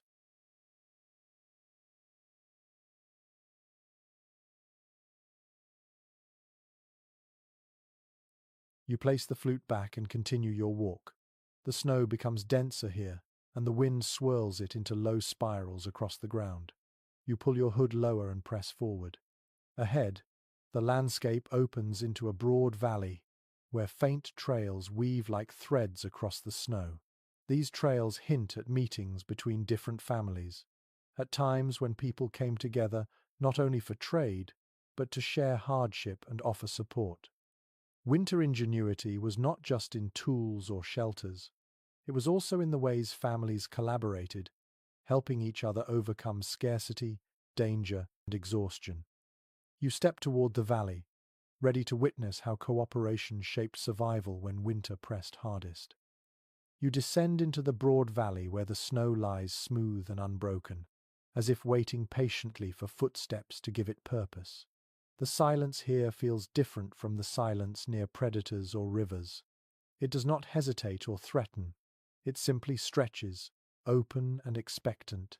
You walk slowly, feeling the cold settle around you like a heavy cloak, and soon you notice faint lines crossing the valley floor. Paths made not by animals but by people. The snow bears the subtle impressions of sled runners, boot marks, and packed-down trails where many feet once passed. You follow one of these trails, noticing how it curves gently toward a cluster of small shelters built close together. Smoke rises faintly from a central fire pit, and you sense that you have arrived at a meeting place of families from different parts of the region. The shelters vary slightly in shape. Some lean into willow frames covered in hides. Others resemble snow mounds reinforced with carved blocks. Together they form a small winter village, temporary yet steady enough to endure long nights and freezing winds. A grounded note from historical accounts comes quietly into your thoughts. Many indigenous nations formed winter alliances where neighboring families shared resources, exchanged news, or simply supported one another through the season's hardest weeks. These gatherings were not large or elaborate, but they were vital. A few extra hands meant safer travel. A shared meal meant fuller bellies. A combination of wisdom meant better preparation for the next storm. You approach the fire pit at the center of the camp. Several people sit around it, wrapped in thick fur robes with steam rising gently from their shoulders. The air smells of roasted meat mixed with the faint sweetness of heated sap. A pot hangs over the flames, and its bubbling sound feels like a welcome heartbeat in the cold. You settle onto a log, and someone offers you a strip of dried venison. You accept it with a quiet nod, appreciating its rich saltiness as it softens in the warmth of your mouth. Behind you, two elders speak in low voices. They discuss the condition of the ice roads, the movement of animals, and the signs of weather changing in the north. Their words carry both experience and caution, generations of winter knowledge distilled into gentle conversation. You realize how essential these exchanges were. A single warning about weak ice or a late-season storm could protect an entire group. Mutual aid formed the backbone of winter endurance. Nearby, a young woman shows another guest how she patched a tear in her winter robe, using sinew thread and a thin sheet of leather taken from an old pair of boots. The repair is simple yet strong. She explains that when materials ran scarce, families often traded small scraps or shared leftover materials to help each other stay warm. The guest offers her a small pouch filled with dried berries in return. The exchange is soft and humble, more about gratitude than trade. A small, charming detail rises into your thoughts. In some winter gatherings, families created shared play areas for children, using snowbanks to carve tunnels or building small snow shelters that allowed little ones to explore safely while adults worked or rested. You glance to your right and see exactly that. A cluster of children crawling through snow tunnels marked by spruce branches. Their laughter floats into the air, a warm contrast to the cold. Their play strengthens friendships long before the responsibilities of adulthood set in. You shift your gaze toward the far side of the camp, where a few hunters stand near their sleds. They lay out their tools to compare craftsmanship and share tricks learned in different regions. One shows how he reinforced his sled runners with frozen moss pressed tightly along the underside. Another demonstrates a new knotting technique that holds gear more securely during travel. These exchanges turn small ideas into powerful solutions, each traveler contributing a piece of winter wisdom. A question that researchers often discuss drifts into your thoughts. Were these winter alliances formal agreements maintained across generations, or did they form spontaneously based on necessity and opportunity? Accounts offer different perspectives. Some groups developed long-standing winter partnerships, returning to the same shared camp every year. Others formed flexible networks, helping whoever happened to be nearby during a difficult season. You suspect both patterns thrived at different times, shaped by climate, relationships, and the unpredictable character of winter. The fire crackles softly. Someone places a woven basket of roasted nuts near the flames to warm them. A few people gather around, offering bits of smoked fish, roots, or herbs to add to a communal stew. The aroma deepens, filling the air with a rich, comforting scent. Winter alliances were not only built on shared hardship, but also on shared meals. Food tasted better when eaten together, when laughter accompanied each bite, when stories softened the cold around the circle. A man seated across from you begins telling a tale about a winter long ago when two families trapped in separate storms eventually found one another by following the same drifting snow patterns. He gestures with his hands, describing how both groups had nearly lost hope until they heard distant voices through the wind. The tale blends humor and relief, ending with everyone gathered around one fire, grateful for simple survival. The listeners chuckle softly, their breaths rising as faint clouds in the air. You rise and stretch your legs, stepping away to explore the edge of the camp. There, you find a young couple mending a sled runner together. Their movements are synchronized, one scraping away ice, the other smoothing the wood with warm hands. They share a quiet conversation, planning the route they will take when the weather clears. Relationships strengthen during winters like this, where cooperation wasn't optional, but essential. You continue walking, observing a pair of elders teaching a visitor how to identify wind-sculpted snow formations that indicate hidden hollows or dangerous overhangs. Their voices are calm and instructional. Each point is emphasized through gesture rather than force. The visitor listens attentively, nodding with appreciation as they absorb knowledge that might one day save their life. As you wander through the camp, you feel the weight of winter ease slightly. This place radiates a sense of shared strength. Even the cold feels less sharp here. Cooperation is its own form of warmth. You eventually return to the trail leading out of the camp. The torches flicker behind you, and laughter continues to drift in the air. Ahead, shadows grow deeper and the wind picks up again. But now you understand something fundamental. Winter did not break families who walked these lands. It bound them together. You turn toward the darker path where hints of tension and vigilance await. For winter not only encouraged cooperation, it demanded watchfulness. Conflicts sometimes rose when resources ran thin, and families had to guard their shelters with care. Your next steps carry you toward those nights of alertness and strategy, when survival required more than warmth or ingenuity. You leave the warmth of the shared camp behind, stepping once again into the deeper forest where shadows stretch long, and the cold presses inward like a slow tightening hand. The wind sighs through the trees, carrying with it an edge that feels slightly different from the calm breezes you have known so far. This stretch of winter invites not only cooperation but vigilance. Families who survived here understood that the frozen world held beauty and abundance, but also moments of uncertainty when danger could drift silently across the snow. You walk carefully, your boots making soft impressions on the crusted layer beneath you. The forest grows denser, the trees standing closer together as if forming a protective wall. Yet the atmosphere feels heavier than before. You pause and listen. The wind continues its restless whispering, but beneath it lies a stillness that hints at hidden movement. Winter was a season of scarcity, and scarcity sometimes stirred conflict, whether between humans or between the animals that shared the land. A grounded point from historical accounts enters your thoughts. Many indigenous families practiced forms of winter watchfulness, staying alert for signs of unfamiliar travelers or rival hunting parties who might wander too close. These periods of tension varied from region to region. Some winters passed peacefully, while others carried the weight of old disputes or the pressure of limited resources. Families learned to read the land not just for prey, but for the presence of others. You notice a slight disturbance in the snow ahead.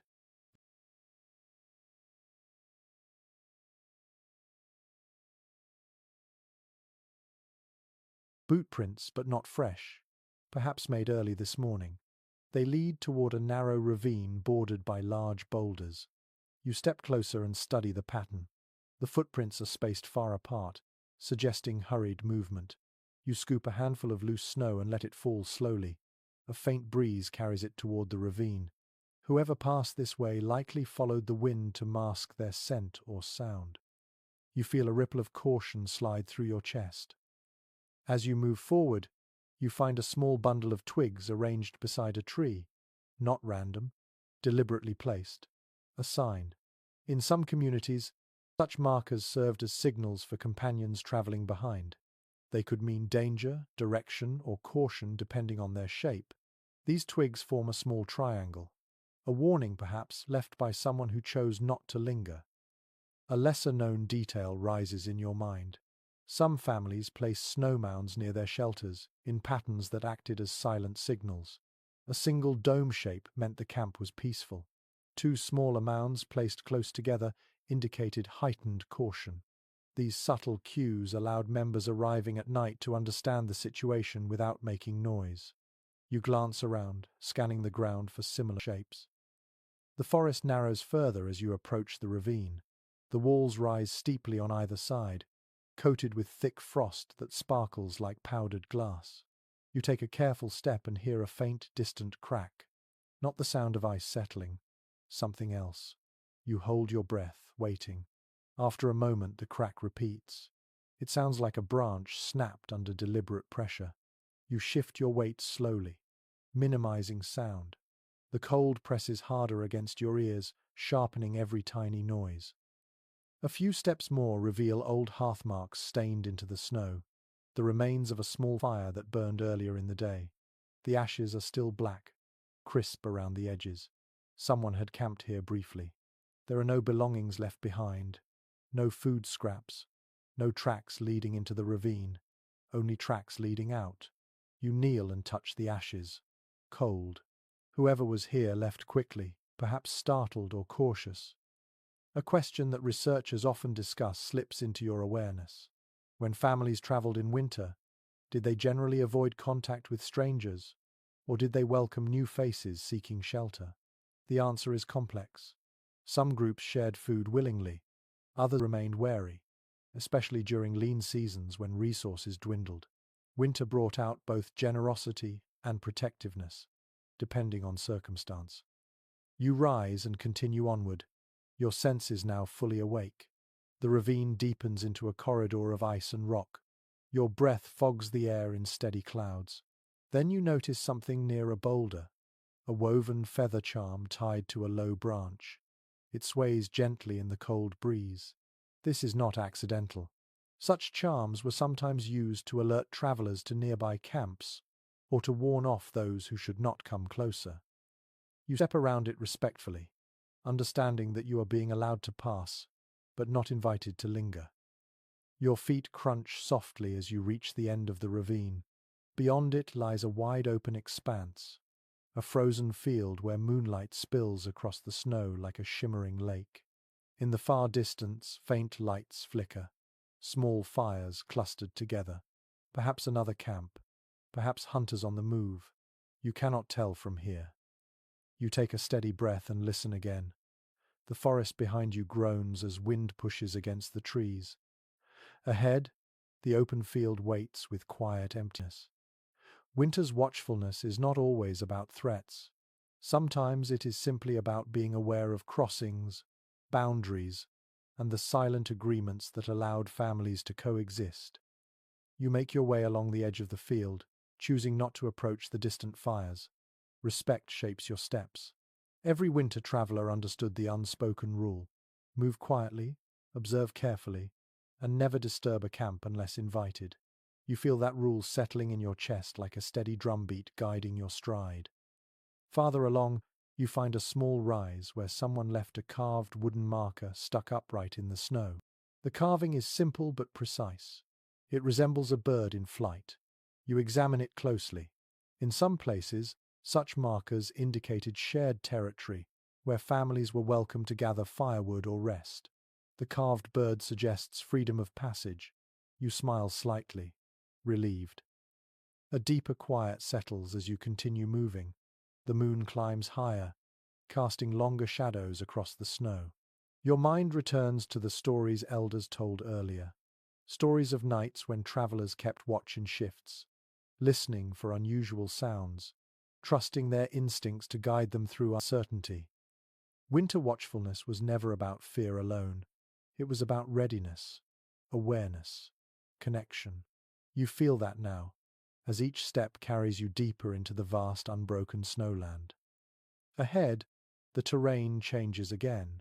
Hills rise on the horizon, their slopes illuminated by soft moonlight. Beyond those hills lies the world of winter mapping, where families read stars, wind, and snowdrifts with the skill of seasoned guides. You inhale the cold air, tighten your cloak, and walk toward the hills, ready to enter the silent art of navigating the snowbound world. You make your way toward the rising hills, leaving the field of silent watchfulness behind. The cold deepens, settling into the hollows of the land like a slow-moving tide. Yet there is clarity in this stretch of winter, a purity in the air that sharpens your senses and opens your mind to the vastness ahead. As you climb the first gentle slope, the land unfurls before you in long sheets of white stretching toward the dark horizon. It feels endless, but not empty. Hidden in this sweeping expanse are signs waiting to be read, if you know where to look. You pause at the crest of the hill. The moon sits high, full and clear, casting pale light across the snow. You breathe in deeply. The air tastes faintly metallic, the kind of cold that clings to your lungs and lingers on your tongue. Below you lies a network of subtle rises, ridges, and hollows sculpted by winter winds. At first glance, they appear random, but you know better. This is the world's oldest map. A grounded observation from traditional practices settles gently in your thoughts. Many indigenous families navigated winter landscapes by reading snow formations shaped by prevailing winds. Drift patterns revealed safe routes, concealed hollows, and the presence of frozen lakes. Snow ripples aligned with wind direction, helping travelers maintain orientation even when clouds hid the sun or storms swallowed the horizon. You step forward, your boots crunching softly as you descend the slope. The snow here spreads in long, even waves where the wind blows consistently from the northwest. You reach down and scoop a handful. It falls from your glove in light, airy crystals. This kind of snow forms on open plains, not sheltered forests. It tells you the landscape ahead is wide and unobstructed. You walk along a ridge and notice another formation, a narrow band of hard-packed snow that feels like pressed stone beneath your boots. This is a sign of repeated wind scouring, often found along natural corridors created between hills. Such corridors served as winter highways, allowing families to travel long distances without sinking into deep drifts. You follow the hardened path with quiet appreciation for the knowledge embedded in each subtle shift of snow texture. A faint glint catches your eye. You kneel and brush away powder to reveal a line of small stones barely visible beneath the surface. They form a subtle curve stretching toward the next hill. These are not accidental. Someone placed them long ago, marking a direction remembered through many winters. Such markers could guide travelers during heavy snowfall, when the landscape blurred into white sameness. You rise slowly, understanding that you are walking along a route shaped by generations who trusted the land and learned how to read its quiet language. A gentle, lesser-known detail drifts into your mind. Some families followed the patterns of wind-carved snow cornices to identify shelter locations. A deep inward curl indicated a protected area where camps could be built safely. A sharp outward crest warned of unstable drifts that might collapse under weight. You scan the horizon and see a small inward curl near the base of a thick stand of trees. Even without going closer, you know it marks a place where someone once wintered. You continue forward, climbing another gentle hill. From its peak, the sky feels impossibly wide. Stars shimmer in clusters that glow like icy embers. The northern lights begin to stir again, faint ripples of pale green that barely brush the sky. You tilt your head back, absorbing the beauty. For countless generations, these lights guided travelers at night, their position and motion acting as celestial signals. Even when clouds covered them, the stars alone offered direction. Orion rising in the southeast, the North Star fixed in its eternal place, the Big Dipper pointing reliably to steady north. You lower your gaze and notice a faint line in the snow marked by tiny flecks of bark. You crouch and inspect them. They form a continuous trail, scattered lightly as though shaken from someone's pack. Bark trails like this sometimes marked routes between winter camps, especially when new snow threatened to erase footprints. The bark stands out against the white, subtle yet effective. You smile softly, appreciating the cleverness of such a simple method. Farther ahead, a small cluster of birch trees leans together on a slope. Their trunks curve in the same direction, shaped by many years of constant wind. Travelers used these natural markers as well. Trees bent consistently toward the south indicated strong northern winds. Trees with smoother bark on one side revealed where storms struck most often. You run your hand along one of the trunks. The smooth side faces east. A reminder that storms here favored one direction, helping travelers orient themselves even in poor visibility. A question often considered by researchers drifts into your mind. How much of winter navigation relied on formal teaching, and how much was intuitive, born of living closely with land and season? Some accounts highlight structured mentorship, while others emphasize quiet observation from childhood. Walking here, you sense the answer lies somewhere in between. Knowledge was passed through both spoken instruction and simply being present. Winter taught anyone who walked it with open eyes. You descend the hill and approach a long stretch of flatland where snow has gathered in gentle mounds. Each mound slopes slightly in the same direction, shaped by a wind that always blows from the west. You follow these subtle curves like reading a series of arrows pointing the way. The cold deepens as you step into this open area, but the clarity of the land fills you with calm rather than worry. You continue walking until you reach a frozen marsh. Its surface is hidden beneath a blanket of soft snow, but you can tell where the marsh begins by the clusters of cattail stalks rising like thin spears. The ground beneath might not be stable. You test it with your weight and feel a faint give. Travelers avoided marsh crossings unless necessary, relying instead on the sturdier land around its edges. You circle it patiently, following higher ground where small animal tracks dance lightly across the surface. On the far side, you see something remarkable. A pattern pressed into the snow where someone dragged a long branch behind them to create a guided trail. This technique helped entire groups follow a path in low visibility, especially during heavy snowfall. You imagine a leader walking ahead, dragging the branch steadily behind them, carving a line that others could follow safely even when the world turned into a swirling white maze. As you walk along the marked line, the wind grows stronger and snow begins to drift sideways. Visibility narrows, shadows blur, yet you feel no fear. Every sign around you serves as a guide. Wind direction, snow texture, tree lean, star position, the trail line beneath your boots. You take a slow breath, tasting the frost in the air. The storm brewing is mild for now, but you sense more snow coming. Travelers would prepare for such weather, seeking shelter or adjusting routes. Ahead, the land dips into another gentle valley, where scattered trees form a protective cradle. That is where families once watched animals move through winter, learning lessons in balance and endurance. You follow the path into that valley, ready to see what the creatures of snow and silence can teach you next. You descend into the shallow valley, where the wind softens and the snow settles into calmer shapes. It is quieter here, the kind of quiet that feels layered rather than empty. You pause at the base of a low ridge and listen. A soft rustle, a faint crunch, the delicate flutter of something small, shifting under a bush.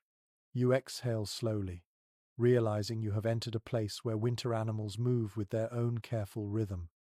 This valley is a classroom without walls, and every creature that walks, hops, or burrows here carries a lesson in survival. You take a few steps forward and notice tiny tracks darting across the snow in quick, uneven patterns. Snowshoe hare. Their paws are broad, built perfectly for staying atop the surface of deep drifts. You follow the prints, admiring how they angle sharply to the right near a cluster of spruce saplings. The snow there is disturbed in a soft burst, as though the hare leapt twice before disappearing into the shadows. You kneel and study the pattern. Hares often zigzag when they sense a predator nearby. Their erratic path is a message written in the snow, teaching anyone who watches how instinct and adaptation weave together. A grounded detail from traditional knowledge settles into your thoughts. Many indigenous hunters observed hares not only to find food but to understand weather patterns. Hares tended to stay near dense shrubs before storms, instinctively seeking windbreaks.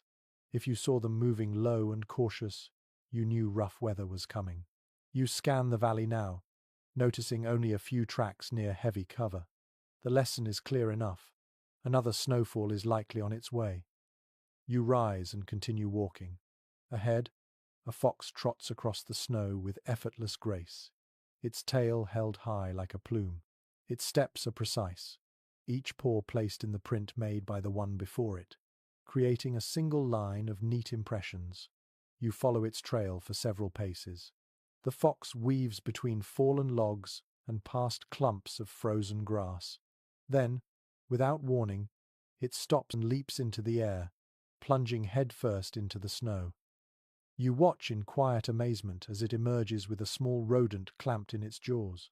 Foxes use their keen hearing to locate prey beneath the surface, listening for the faint scratching of tiny claws buried under snow layers. Their hunt teaches patience and acute awareness, skills winter travelers value deeply. A small, lesser-known detail drifts into your mind. Some families believe that watching foxes hunt helped sharpen a person's senses. Children sometimes followed fox trails quietly to learn how to anticipate movement through subtle cues, the stiffening of ears, the shift of wind, the way a fox tilts its head just before it dives.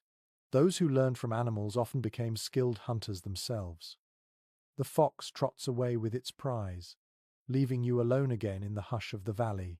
You continue onward, noticing how the landscape narrows into a sheltered corridor lined with tall trees.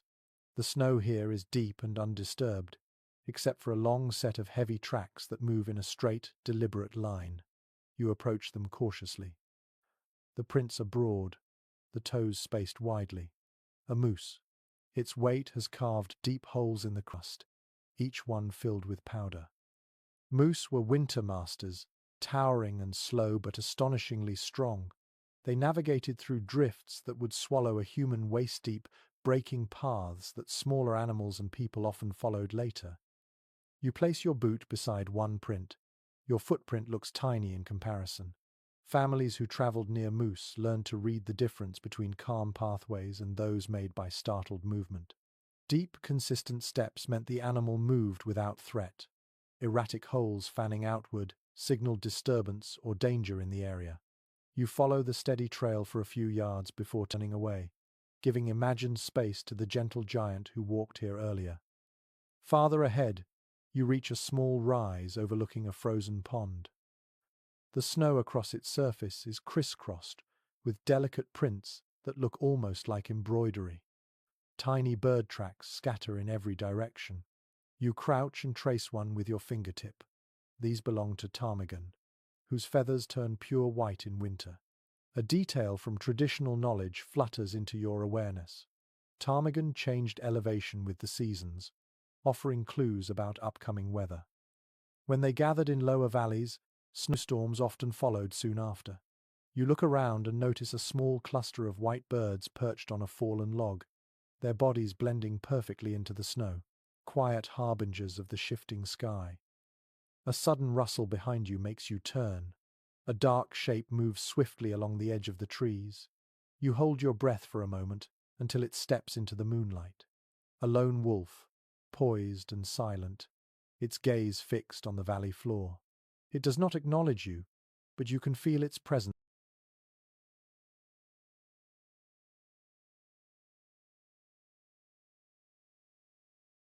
like a cool blade of tension.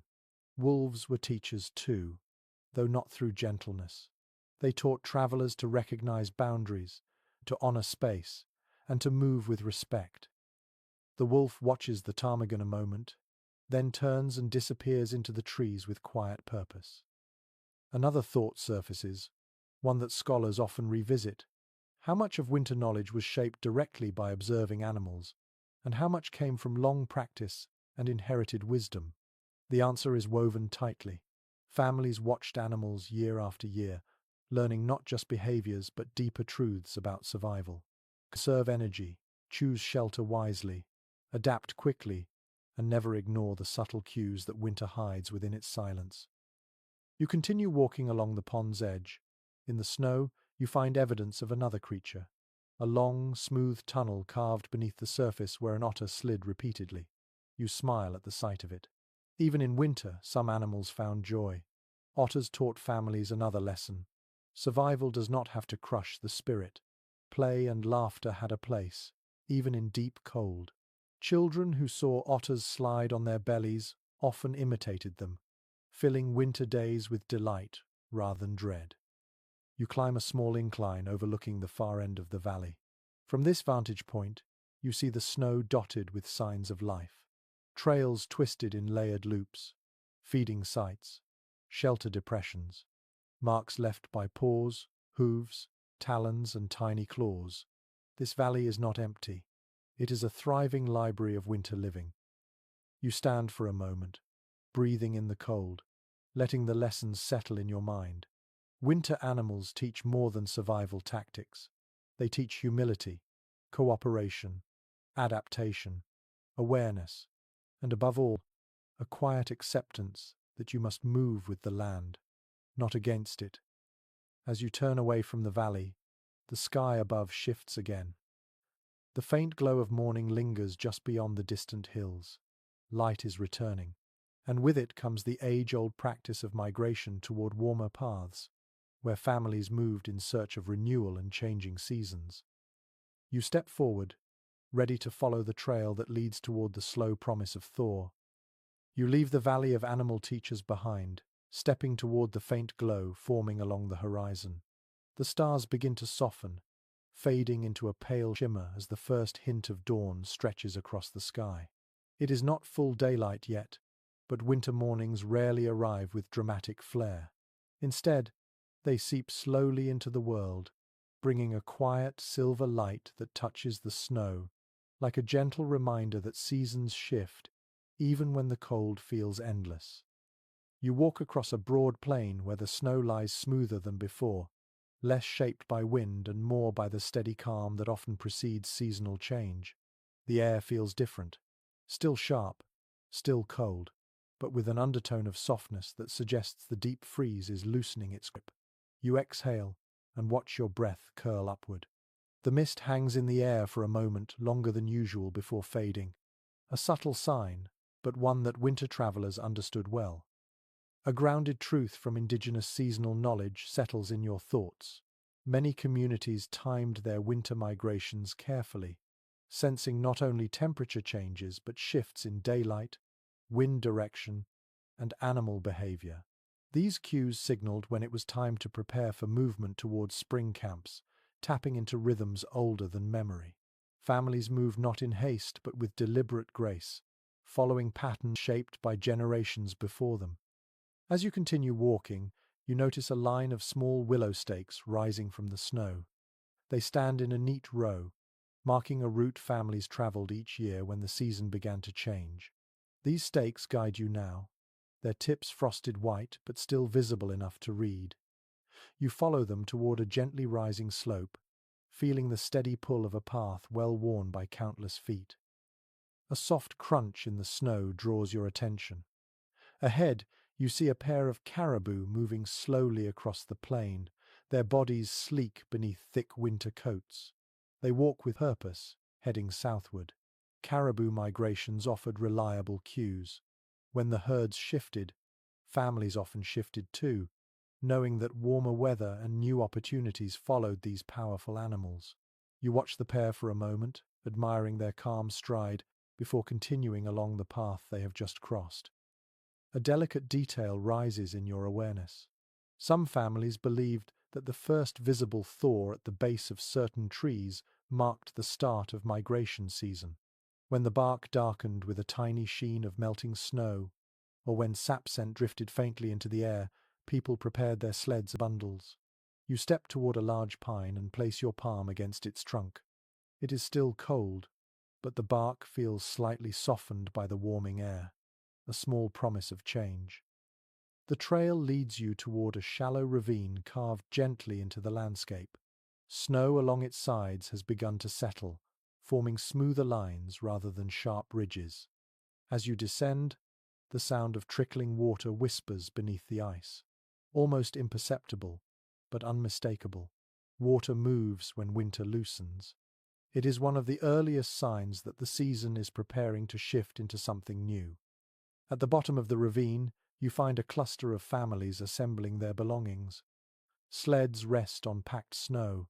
Furs are rolled tightly and tied with sinew. Children carry bundles of dried roots and stored berries. Some adults check the condition of their snowshoes. Others adjust straps on their sled dogs' harnesses. The air carries a sense of purpose that feels both focused and hopeful. You join the edge of the gathering, watching as one elder lifts their face to the sky. They close their eyes briefly, as if listening to something carried on the wind. Then they nod, satisfied. Migrations were never dictated by a calendar.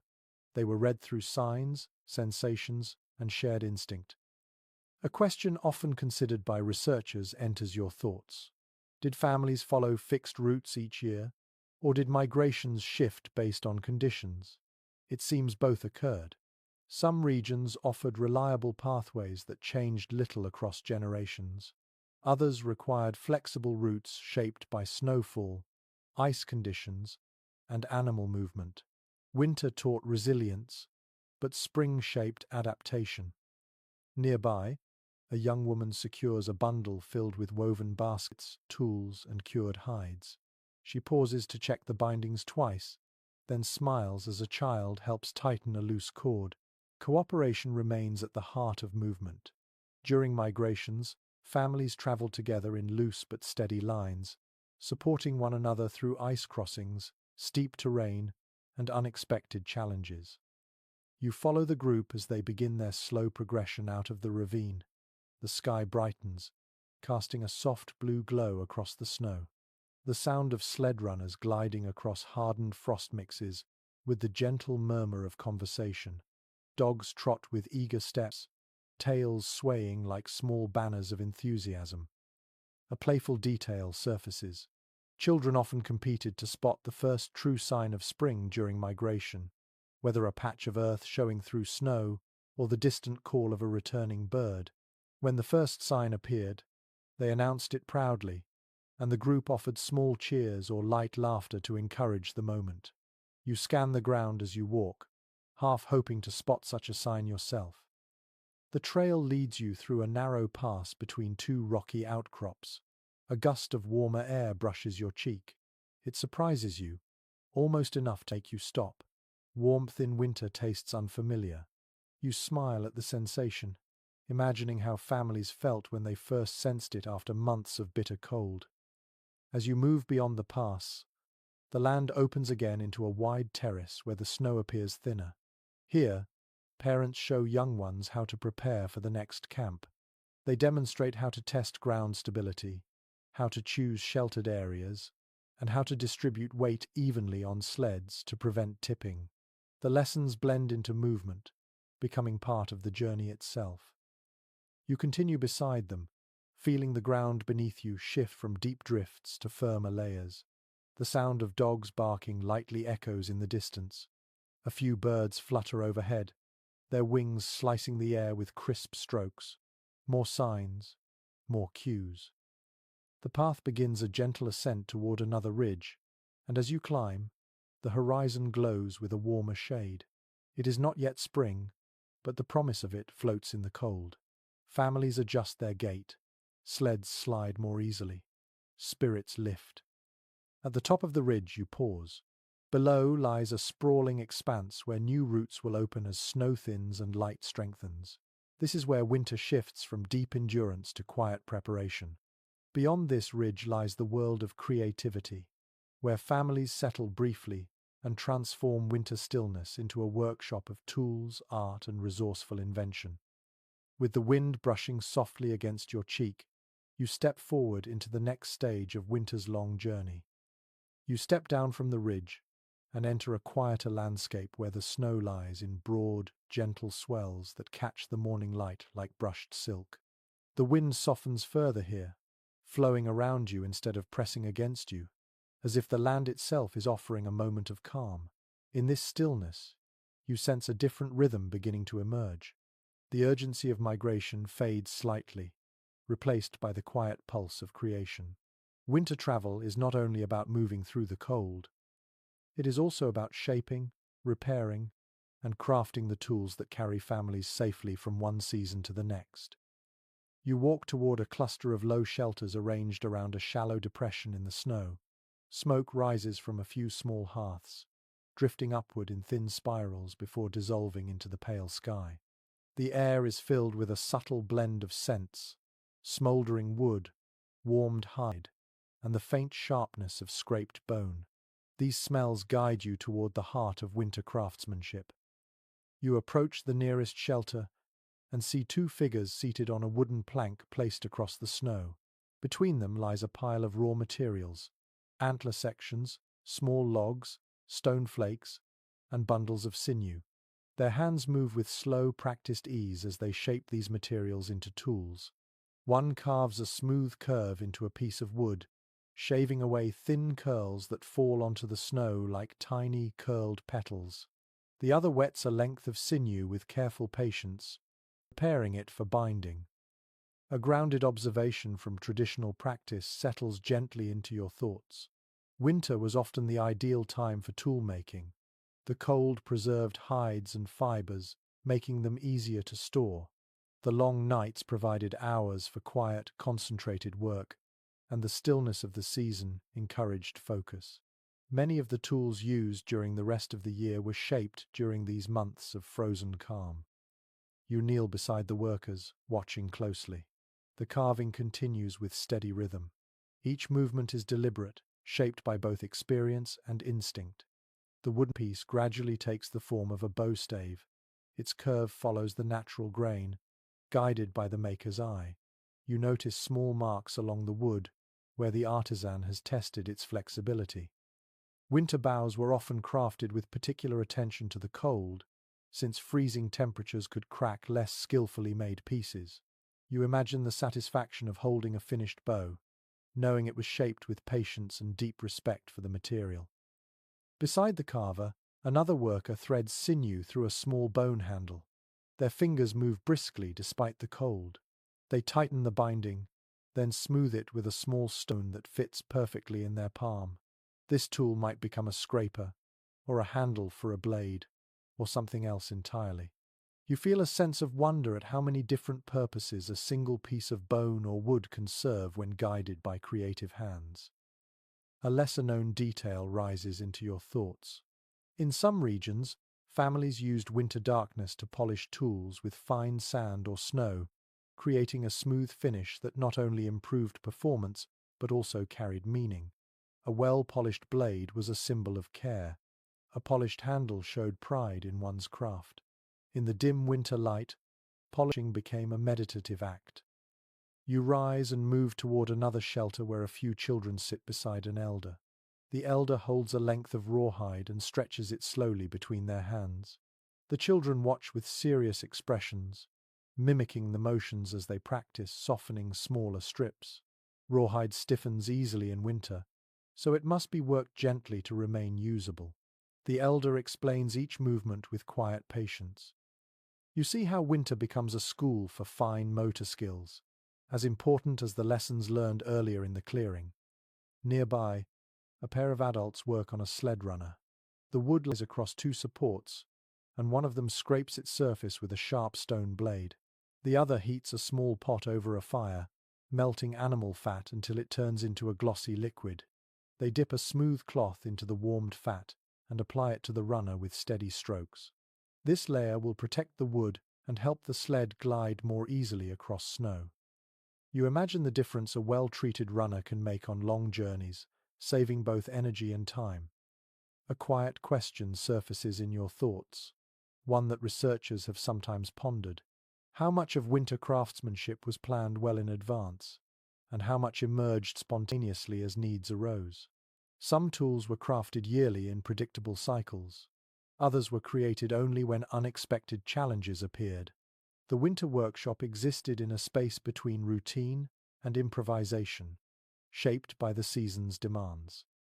You wander toward another fire where someone is shaping a fishing spear. They carve barbs into the head of the spear, checking each angle carefully. Winter fishing through ice required precision. A spear too smooth might slip out of a fish's grasp. A spear too jagged might snag on the ice. The craftsperson uses a slender bone awl to refine the edges, tapping it lightly with a small wooden mallet. The sound is soft, rhythmic, almost soothing in its constancy. A few steps away, someone else prepares hafts for stone tools. They heat the ends of wooden sticks over the fire to soften them before inserting shaped blades. The warmth allows the wood fibers to bend without cracking. Once cooled, the hafts will grip the stone tightly. You watch sparks rise from the fire and drift upward, tiny glimmers that vanish before reaching the sky. Winter toolmaking creates moments of quiet beauty, even in simple tasks. You notice another figure working behind a shelter wall, their face partly hidden by a fur hood. They are carving patterns into a piece of antler. The lines flow in gentle arcs, forming shapes reminiscent of flowing water or wind. These designs do not alter the tool's function, but they imbue it with spirit. Artistic expression thrived even in winter, woven into everyday objects. A tool could be both practical and beautiful, carrying stories within its form. Farther along the camp, a young person tests the tension of a newly strung bow. They draw it carefully, feeling the resistance. An elder stands beside them, observing the critical eye. When the younger one releases the string, it snaps with a sharp twang that echoes across the snow. The elder nods with approval. You sense the pride in that moment, the passing of skill from one generation to the next. Behind them, a group gathers around a stone slab used as a makeshift workbench. They sort through stones of various shapes, choosing those that flake well in the cold. Winter stoneworking required exceptional precision, as the cold made materials brittle. A single misjudged strike could ruin hours of shaping. You watch as someone taps a stone with controlled force, splitting it into clean flakes that will become blades, arrowheads, or scrapers. A soft clatter catches your ear. You turn to see a woman testing a newly carved snow shovel. She digs into a small drift, lifting and tossing snow aside. The shovel handles the burden well. She smiles, satisfied, and sets it beside a stack of tools ready for later use. Functional creation blends effortlessly with daily tasks. As you walk through the camp, you notice the growing brightness of the sky. The sun still hides below the horizon, but its light touches the snow with a faint blush. The craftsmen do not pause. Winter work continues steadily regardless of the hour. The cold encourages focus, each task completed with deliberate care. Finally, you step to the outskirts of the camp and look back. The scene feels warm despite the cold air. Fires glow softly. Hands shape bone, wood, and hide. Voices murmur with instruction and encouragement. Winter has become a workshop, shaping tools that ensure life continues smoothly across the seasons. You turn toward another trail leading into a wide clearing. The air there carries the promise of food, conversation, and shared warmth. Families gather for meals that nourish body and spirit, strengthening the bonds that help them endure winter's long embrace. With steady steps, you follow the scent of cooking and the murmur of voices into the next chapter of the frozen world. You follow the faint scent of cooking that drifts through the cold air like a warm thread guiding you forward. The snow brightens under the rising light, and the sky takes on a soft, pale gold that reflects gently across the landscape. As you approach the clearing, you hear the quiet murmur of voices and the low clatter of wooden bowls. The sound feels welcoming, like a gentle invitation to step into warmth after miles of silence. The clearing opens before you to reveal a small cluster of families gathered around several fires. The flames dance in slow patterns, their glow reflected in the eyes of those seated nearby. Even in winter, when food is precious and movement cautious, moments like this bring people together to share what they have. You approach the nearest fire and feel its heat touch your face, easing the tension from your cheeks. A pot sits suspended over the flames, its contents bubbling steadily, filling the air with a savory, comforting aroma. A grounded insight from traditional seasonal practices slips into your thoughts. Winter meals served more than nourishment. They offered strength, warmth, social connection, and an opportunity to reaffirm bonds. Families often gathered to share dishes prepared with care from preserved foods, dried meats, stored roots, frozen fish, rendered fat, and berries dried under the summer sun. Each ingredient carried memories of warmer months and the labor of those who collected them. Someone hands you a wooden bowl filled with steaming stew. The broth is rich and thick, dotted with chunks of fish, roots, and herbs. You hold the bowl close, letting the heat warm your fingers. When you take your first sip, the flavor spreads through your mouth with a deep, earthy comfort that makes your shoulders relax. Around you, others enjoy similar bowls, sipping slowly, speaking in soft tones that blend seamlessly with the crackling fire. Across the clearing, a group of children gather around a platter of dried berries mixed with fat, forming small round bites of concentrated energy.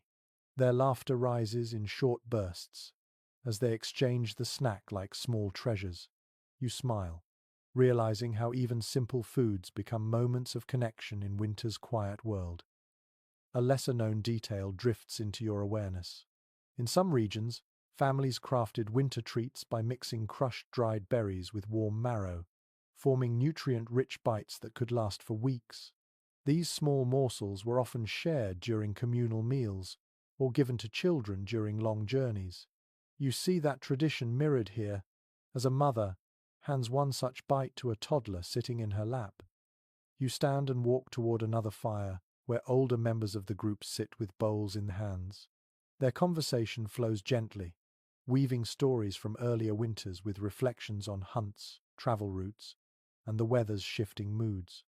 One elder speaks about a river crossing that nearly failed years ago, while another laughs softly, remembering a winter camp where children once built a maze out of snow tunnels.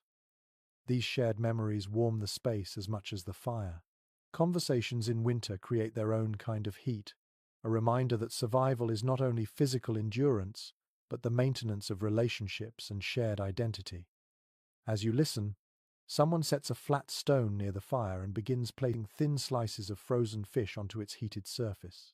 The fish curls lightly as it warms, releasing a delicate aroma that travels through the clearing. You watch the cook flip the slices with a carved wooden tool, turning them into small, savory pieces shared easily from hand to hand. The simple act of cooking together strengthens community even in the harshest cold. A quiet question arises in your mind, one often discussed among researchers. Did winter gatherings center more on necessity or on tradition?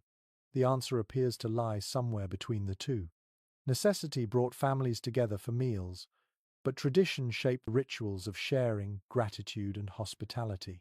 Food created community, but community gave food meaning. You move toward another group, sitting near a low snow wall built to block the wind. Here, several people sort through small baskets filled with herbs. These herbs, preserved carefully during warmer months, are added to stews and teas to enhance their warmth.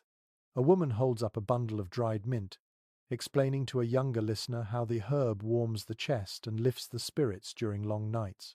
Her voice carries the cadence of knowledge passed down lovingly. Near the far side of the clearing, two men scrape ice from a large frozen slab that was once part of a fish storage cache. They chip away thin flakes that melt instantly on contact with the warm bowls. Such ice was often stored intentionally during deep winter, kept buried under layers of snow to ensure it remained clean. Even ice could be treated as a resource when used thoughtfully. The fires continue to crackle. People shift closer to one another as they finish eating, gathering in small clusters to share more stories. A young person plays a soft rhythm on a drum, tapping with gentle fingers. The beat is steady, not meant for ceremony, but for simple companionship. The sound creates a soothing pulse that settles over the clearing, filling the air with a feeling of safety. A curious detail flickers into memory. In some families, winter meals were accompanied by quiet games or riddles asked around the fire. These were not competitions, but small mental exercises to keep minds sharp during long periods indoors. You watch now as a man poses a riddle to a group of children, who tilt their heads thoughtfully before bursting into giggles when one of them guesses the answer. After some time, the fires begin to settle into glowing embers. People move slowly, stretching, adjusting cloaks, preparing to pack supplies, and continue their journey. The meal has done its work. Bellies are full, spirits lifted, and warmth shared generously. You walk toward the edge of the clearing and look back one last time. The scene glows like a living painting. People stand close together. Children cling to parents' hands. Tools and bowls are gathered neatly. The fires pulse with soft orange light. These shared meals are not merely moments of nourishment, they are moments of renewal. They carry families through the cold with reminders of belonging, gratitude, and shared strength. You turn away from the clearing and face the path ahead. The sky brightens steadily, hinting at a day that will feel just a little warmer than the last. The land stretches before you, waiting to reveal the next lesson of winter, the quiet, flickering moments of hope that help families endure even the harshest freeze. With a steady breath, you step forward into that promise. You leave the circle of fires behind, stepping into a brightness that feels almost unfamiliar after so many nights shaped by starlight and quiet flames. The morning sky spreads in a pale sweep across the horizon, and though the cold still bites at your cheeks, something in the air feels different, gentler, almost tender. Winter is far from over, yet you sense small cracks forming in its once unyielding armor. And with every step you take across the wide, snowy field, you begin to notice the subtle, fleeting moments that once lifted families through the hardest days of the frozen season. You walk slowly, letting the crisp air fill your lungs. The snow beneath your boots sighs with each step, its sound softer now than before. Ahead lies a gentle rise dotted with small drifts that sparkle in the growing light. As you approach, you hear the faint sound of children laughing somewhere in the distance, a bright sound that blends into the landscape like the first hint of birdsong in early spring. Hope often arrived quietly like this, folded into simple moments that warmed cold spirits. A grounded detail from historical experience comes into your mind. Families learn to celebrate even minor changes in winter's mood, knowing these tiny shifts could carry emotional weight. A slightly longer day. A patch of snow that thawed just enough to expose earth. The return of certain birds whose calls hinted at seasonal transition. These moments reminded people that harshness was temporary, and that winter would eventually release its hold. You reach the top of the rise and pause. Below, The land rolls out in gentle waves, and on one of those waves sits a group of children carving small shapes into the snow with sticks. Their hands move quickly, creating lines and swirls that twist into recognizable figures. A moose, a fish, a family huddled beneath a roof of snow. The drawings melt slightly under their warm touch, leaving dark outlines where the sun kisses the surface. You watch for a moment, recognizing how creativity flourishes even in the coldest places. Small joys are as vital to survival as food or fire. A lesser-known detail drifts into your awareness. Some families used snow drawings as quiet seasonal rituals, offering gratitude or marking milestones. Children especially embraced these moments, not fully understanding the symbolism but appreciating the joy of shaping the world around them. Their play acted as a reminder that life continued even in the deepest freeze. You walk down the rise and pass a young couple tending a set of traps near a cluster of trees. They speak softly to each other, sharing a brief joke that makes them smile. The humor is gentle, but its warmth spreads easily between them. Laughter in winter served as a kind of medicine, easing the weight of long nights. You nod at them as you pass. They return the gesture, their eyes bright with resilience. Nearby, an elder kneels beside a small pot where a mixture of herbs simmers lightly. A young person sits beside them, listening as the elder explains which herbs lift the spirit during difficult months. Their voice carries a calm rhythm, and as they speak, the scent of warming tea drifts upward, filling the air with a sweet earthiness. You know this aroma well by now. It feels like a promise that the cold cannot reach everything. As you continue walking, you notice a cluster of footprints leading toward a frozen pond. Curiosity guides your steps. When you arrive, you find a group of people standing together at the pond's edge, watching the surface shimmer under the rising sunlight. A thin layer of frost has formed in swirling patterns, creating delicate arcs and spirals that glow faintly like etched glass. Someone murmurs that these marks look like the sky reflected on the ground. Another laughs softly, saying winter likes to draw its own stories when no one is watching. You step closer and inspect the frost carefully. Its shapes are intricate, as though the cold itself decided to play for a moment rather than impose its usual severity. These small wonders often went unnoticed during the busiest parts of winter, but when families paused long enough to see them, their hearts lifted. Sometimes, survival was not about grand strategy but about remembering to notice beauty. A thought flickers in your mind, one that researchers sometimes reflect upon. Emotional resilience in winter did not come only from physical endurance or communal structure. It also came from these seemingly insignificant moments of lightness and wonder. The human mind, like the body, requires nourishment. Hope grows from small sparks. You leave the pond and follow the path toward a cluster of low spruce trees. Their branches glitter with beads of ice that catch the sunlight, turning them into natural chandeliers that sway gently in the breeze. One tree holds a bundle of feathers tied carefully to a branch. You pause. This small decoration feels intentional. Families sometimes made simple ornaments from feathers or bark during long stretches of winter, marking days of significance or simply celebrating the chance to feel joy. These decorations did not need vibrant colors or elaborate shapes. Their meaning came from the hands that made them. A child approaches from behind you, carrying a small pine cone painted with red berry juice.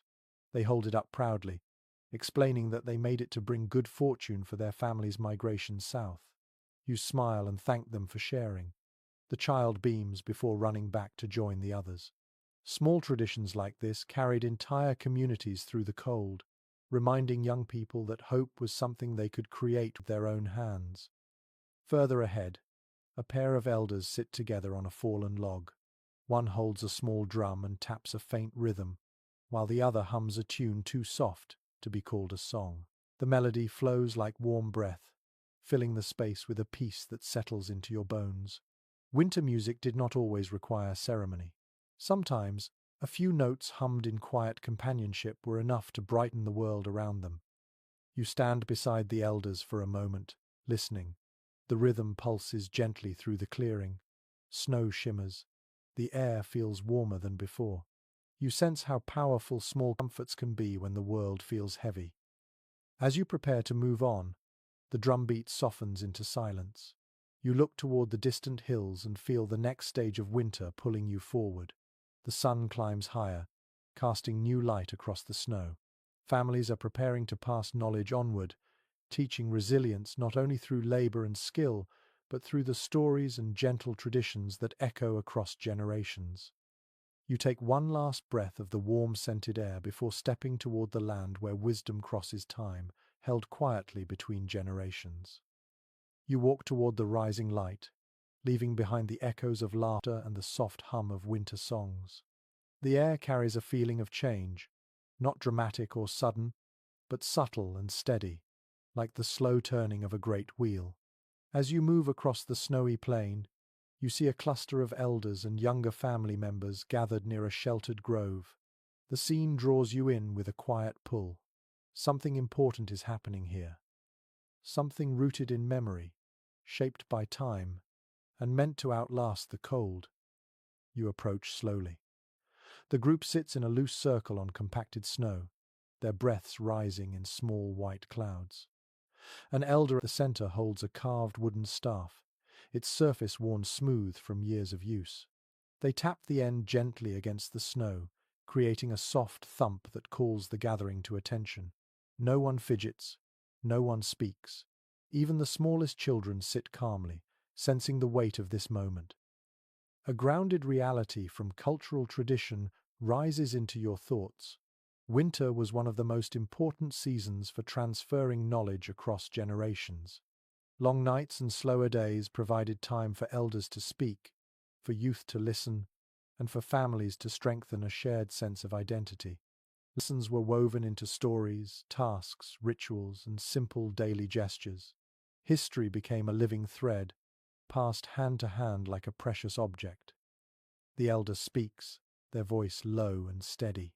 They tell of the first winter their grandparents remembered, when storms piled snow higher than the shelters and hunters had to travel farther than ever before to find food.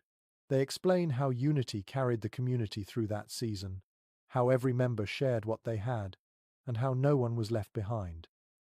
The younger listeners lean forward, absorbing each detail with the quiet hunger of those who understand that this knowledge is not for curiosity alone, it is for survival. Beside the elder, a young woman holds a bundle wrapped in hide. She opens it slowly, revealing a set of old tools, a carved bone scraper, a stone knife, a wooden bowl polished through decades of use. The elder lifts each object carefully and explains its origin. The scraper belonged to a hunter who taught children how to prepare hides before they learned to speak. The knife was once used during a season when food was scarce and every cut mattered. The bowl held countless meals shared between families during cold nights. These objects are not museum pieces, they are memories made tangible. A lesser-known detail flickers into your mind. Some families kept winter bundles containing items of significance that were brought out only during certain gatherings. These bundles held traditions, stories, or knowledge too important to risk losing. To touch an item from such a bundle was to touch history directly, reminding listeners that they inherited more than names. As the elder continues speaking, you notice the younger people occasionally mimic gestures, running fingers over the grains of wood, tracing the curve of a blade with their eyes, repeating small motions that echo the elders. Learning in winter was never only verbal, it was physical, sensory, embodied. To understand a tool, one had to hold it. To understand a story, one had to feel its weight in the air. These teachings stayed rooted because they were experienced, not simply heard. Nearby, another elder teaches two children how to identify the age of a tree by the thickness of its bark and the pattern of its branches. The children listen with wide eyes as the elder explains how older trees hold knowledge of storms past, how their leaning trunks point toward the harshest winds, and how their bark reveals cycles of scarcity and abundance. Nature served as a library, waiting for someone patient enough to read its pages. A thoughtful question surfaces, one researchers still discuss. Were winter teachings tied to specific individuals, or did every family member contribute to the collective memory? Evidence suggests that both occurred. Some elders were renowned for their wisdom, trusted to lead rituals and recite histories. Others shared practical knowledge, demonstrating techniques through daily tasks. Together, the community wove a tapestry of learning, ensuring that no single perspective held all the truth. Knowledge was communal, balanced, and enduring. You sit beside the group as the lessons shift from stories of the past to preparations for the future. The elders explain how to identify safe spring camps, how to read the first meltwater, how to listen for the subtle gurgle of rivers waking from winter sleep. These teachings pair memory with anticipation, showing that survival depends not only on remembering the past, but on preparing for what is yet to come. A young boy speaks up shyly, asking how families survived a season when games seemed to vanish for weeks. An elder answers with calm patience, describing a winter when traps yielded little and fish avoided the ice holes. During that time, families pooled resources, relying on stored fat, dried berries, and food caches hidden under marked drifts. They remembered that scarcity was temporary, and that resilience came through cooperation, not fear. The boy nods slowly, absorbing the lesson. In another corner of the grove, a group of teens practices tying knots with sinew under the guidance of an older hunter. They fumble at first, but the elder corrects them gently, showing how to tighten each loop with controlled tension. Knot making may seem simple, but in winter it holds shelters together, secures loads on sleds, and binds tools that might otherwise fall apart. Precision matters. The teens practice again and again until their knots hold firm. You watch as one elder lifts a small carved figure from the snow. It represents an ancestor who traveled these lands long before memory. The elder passes the figure around the circle, encouraging each person to hold it for a moment. The gesture carries quiet, meaning the past is not distant. It is carried by every hand in the present. You hold the figure when it comes to you, feeling the smoothness of its surface, shaped by countless fingers across countless winters. As the gathering continues, the sun rises higher, casting long beams of light that streak across the snow. The elders conclude the lesson with a brief moment of silence. Everyone closes their eyes, breathing in the cold air, honoring the memories shared. Then they rise, stretch their arms, and begin preparing for the next phase of their journey. You stand as well, warmed by something deeper than fire. The air feels full, as though the teachings hang around you like a soft cloak. This knowledge, passed carefully across generations, is the thread that weaves families through winter. It binds past, present, and future in a steady line. As the group disperses, you follow a path leading beyond the grove. Ahead, the snow brightens and the sky widens. Winter is not ending yet, but its grip is loosening. Something new awaits on the other side of these teachings. A moment of release, a shift toward light. You take your first step toward the promise of thaw. You walk away from the grove where elders shared their winter wisdom, and the air ahead feels lighter, as if the land itself has exhaled. The sky stretches open in pale gold, and the snow beneath your feet softens into a surface that catches sunlight rather than swallowing it. Every breath you take tastes slightly warmer, carrying hints of change so gentle you might miss them if you were not listening closely. Even the wind feels different. It brushes your cheek with a touch that no longer stings. Instead, it whispers of something on the horizon, something long awaited.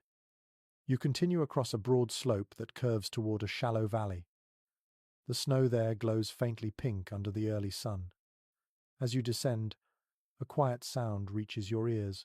A drip, another drip, then a soft, steady tapping like fingers on a hollow drum. Meltwater, tiny droplets falling from the tips of pine needles. You pause, listening. The sound is small, almost fragile, but it carries the weight of a season shifting. Winter is beginning to release its hold. A grounded understanding from traditional knowledge enters your thoughts. Families recognize the earliest signs of spring not by temperature alone, but by the behavior of snow. When the surface began to crust slightly during the day and soften into a faint slush at dusk, they knew the thaw was near. When shadows brightened instead of deepened, they knew the season was turning. And when meltwater whispered through still frozen streams, they prepared for the slow unwinding of winter's long grip. You step forward again and notice fresh tracks crossing your path. Small ones, delicate prints left by a bird that has just returned. You bend closer. The shape is familiar. A species that usually appears only at the edge of spring. You smile softly. Even the animals are beginning to sense the shift. Lessons from the land continue, written in tiny footprints. At the base of the valley, a cluster of families has begun to gather their belongings. Sleds rest on patches of hardened snow. Bundles are tied with careful knots. Children carry small baskets filled with leftover winter supplies. Dogs lie curled in shallow hollows, their ears twitching at the slightest sound. You approach and see that people are speaking quietly, their faces calm yet expectant. They are preparing for the next move. Soon, they will travel toward areas where the snow thins faster, where water begins to flow, where the land offers new opportunities after months of stillness. A young hunter tests the edge of a blade he crafted during the colder weeks. He nods approvingly as the metal gleams in the morning light. A mother adjusts the hood of her child's winter robe, making sure the wind cannot sneak inside. An elder stands with eyes half closed, smelling the air as though reading the future in its subtle warmth. These small preparations ripple through the camp like a quiet wave of readiness. A lesser-known detail rises gently in your mind. Some winter camps held a simple ritual when the first trustworthy signs of thaw appeared. Families would place a small piece of ice in a shallow bowl, set it near the fire, and watch it melt together. The melting symbolized release, renewal, and the return of lighter days. You imagine such a bowl somewhere nearby, its ice slowly surrendering to the soft heat. You wander through the camp, feeling the low hum of activity. No one rushes. Winter has taught patience. Every movement unfolds with calm purpose. Someone smooths the runners of a sled with a final layer of animal fat. Someone else checks the bindings of snowshoes that will soon see less use as the ground changes. Two children chase each other between snowdrifts, their laughter echoing in the thinning air. Hope moves among them like a quiet animal, padding gently from person to person. You step toward a narrow rise beyond the camp. From its top, you can see the land stretching outward in ripples of white, the edges already touched with hints of new color. Patches of pale brown earth peek through the melting snow. Clusters of trees shine with droplets. A bird takes flight, its wings slicing the cold with easy grace. You stand still, letting the view settle into your memory. This is the moment winter loosens, the moment families welcome the first breath of transition. A thought touches your mind, one that researchers often consider. The end of winter was not a single moment but a gradual shift experienced differently each year. Some winters melted reluctantly, holding on even as the sun rose higher. Others softened quickly, releasing snow in wide sheets of glittering slush. And some seasons hovered in between, testing the patience and adaptability of all who relied on the land. The truth of winter's end was always written slowly, never rushed. You look back toward the camp and see the final preparations taking shape. People are lining up their sleds, adjusting packs, gathering children, and offering short final blessings for safety. A soft murmur of anticipation fills the air. Not excitement exactly, something steadier, something rooted in gratitude. Winter has been endured, lessons have been learned, stories have been shared, tools have been shaped, and now the path opens toward warmth. You walk back into the circle of families. An elder steps forward and lifts their hand gently toward the sky. They speak a few quiet words, thanking the season for its teachings and asking for safe passage into the next one. Their voice carries the steady tone of someone who has done this many times before, someone who understands the cycles of the land as intimately as breath.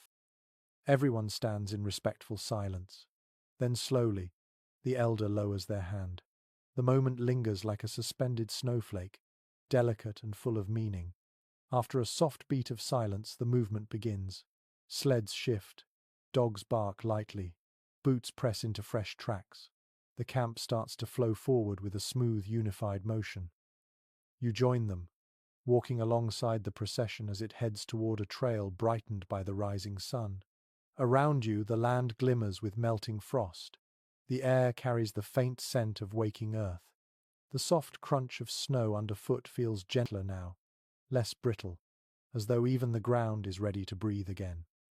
As you move with the group, you sense something deeper unfolding. Winter has not defeated these families. It has shaped them, strengthened them, held them in its frozen embrace until they emerged wiser and more connected. Survival was never simply about enduring the cold. It was about leaning into community, memory, adaptation, and the quiet sparks of hope that flicker even in the darkest nights. You take a slow breath as the snow brightens around you. The thaw approaches, the land softens, and the family step confidently toward the warming horizon. Now the trail grows quieter, and your steps feel softer, as though the snow beneath you has loosened its hold on the long season. The air slows its movement around you, turning gentle, patient, unhurried. You breathe in, feeling that faint shift of warmth that signals the world is easing itself toward gentler days. You walk through this easing with a relaxed rhythm, letting each moment stretch just a little longer, just enough to calm the thoughts that still flutter at the edges of your mind. You feel the families moving slowly around you, their voices now hushed, softened by the settling light. Their silhouettes blend with the pale horizon as they walk toward places where the snow thins and the first threads of new life wait beneath the surface. They no longer rush. They no longer brace themselves. Instead, they glide forward with quiet confidence, their bodies remembering the lessons winter has offered them. You let your own body fall into that same slow, steady pace. The light fades in gentle strokes, brushing the hills with muted gold. You breathe in again, deeper this time, letting your shoulders soften and your jaw loosen.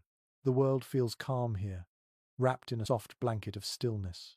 Every sound grows rounder, quieter, as though cushioned by the snow that remains.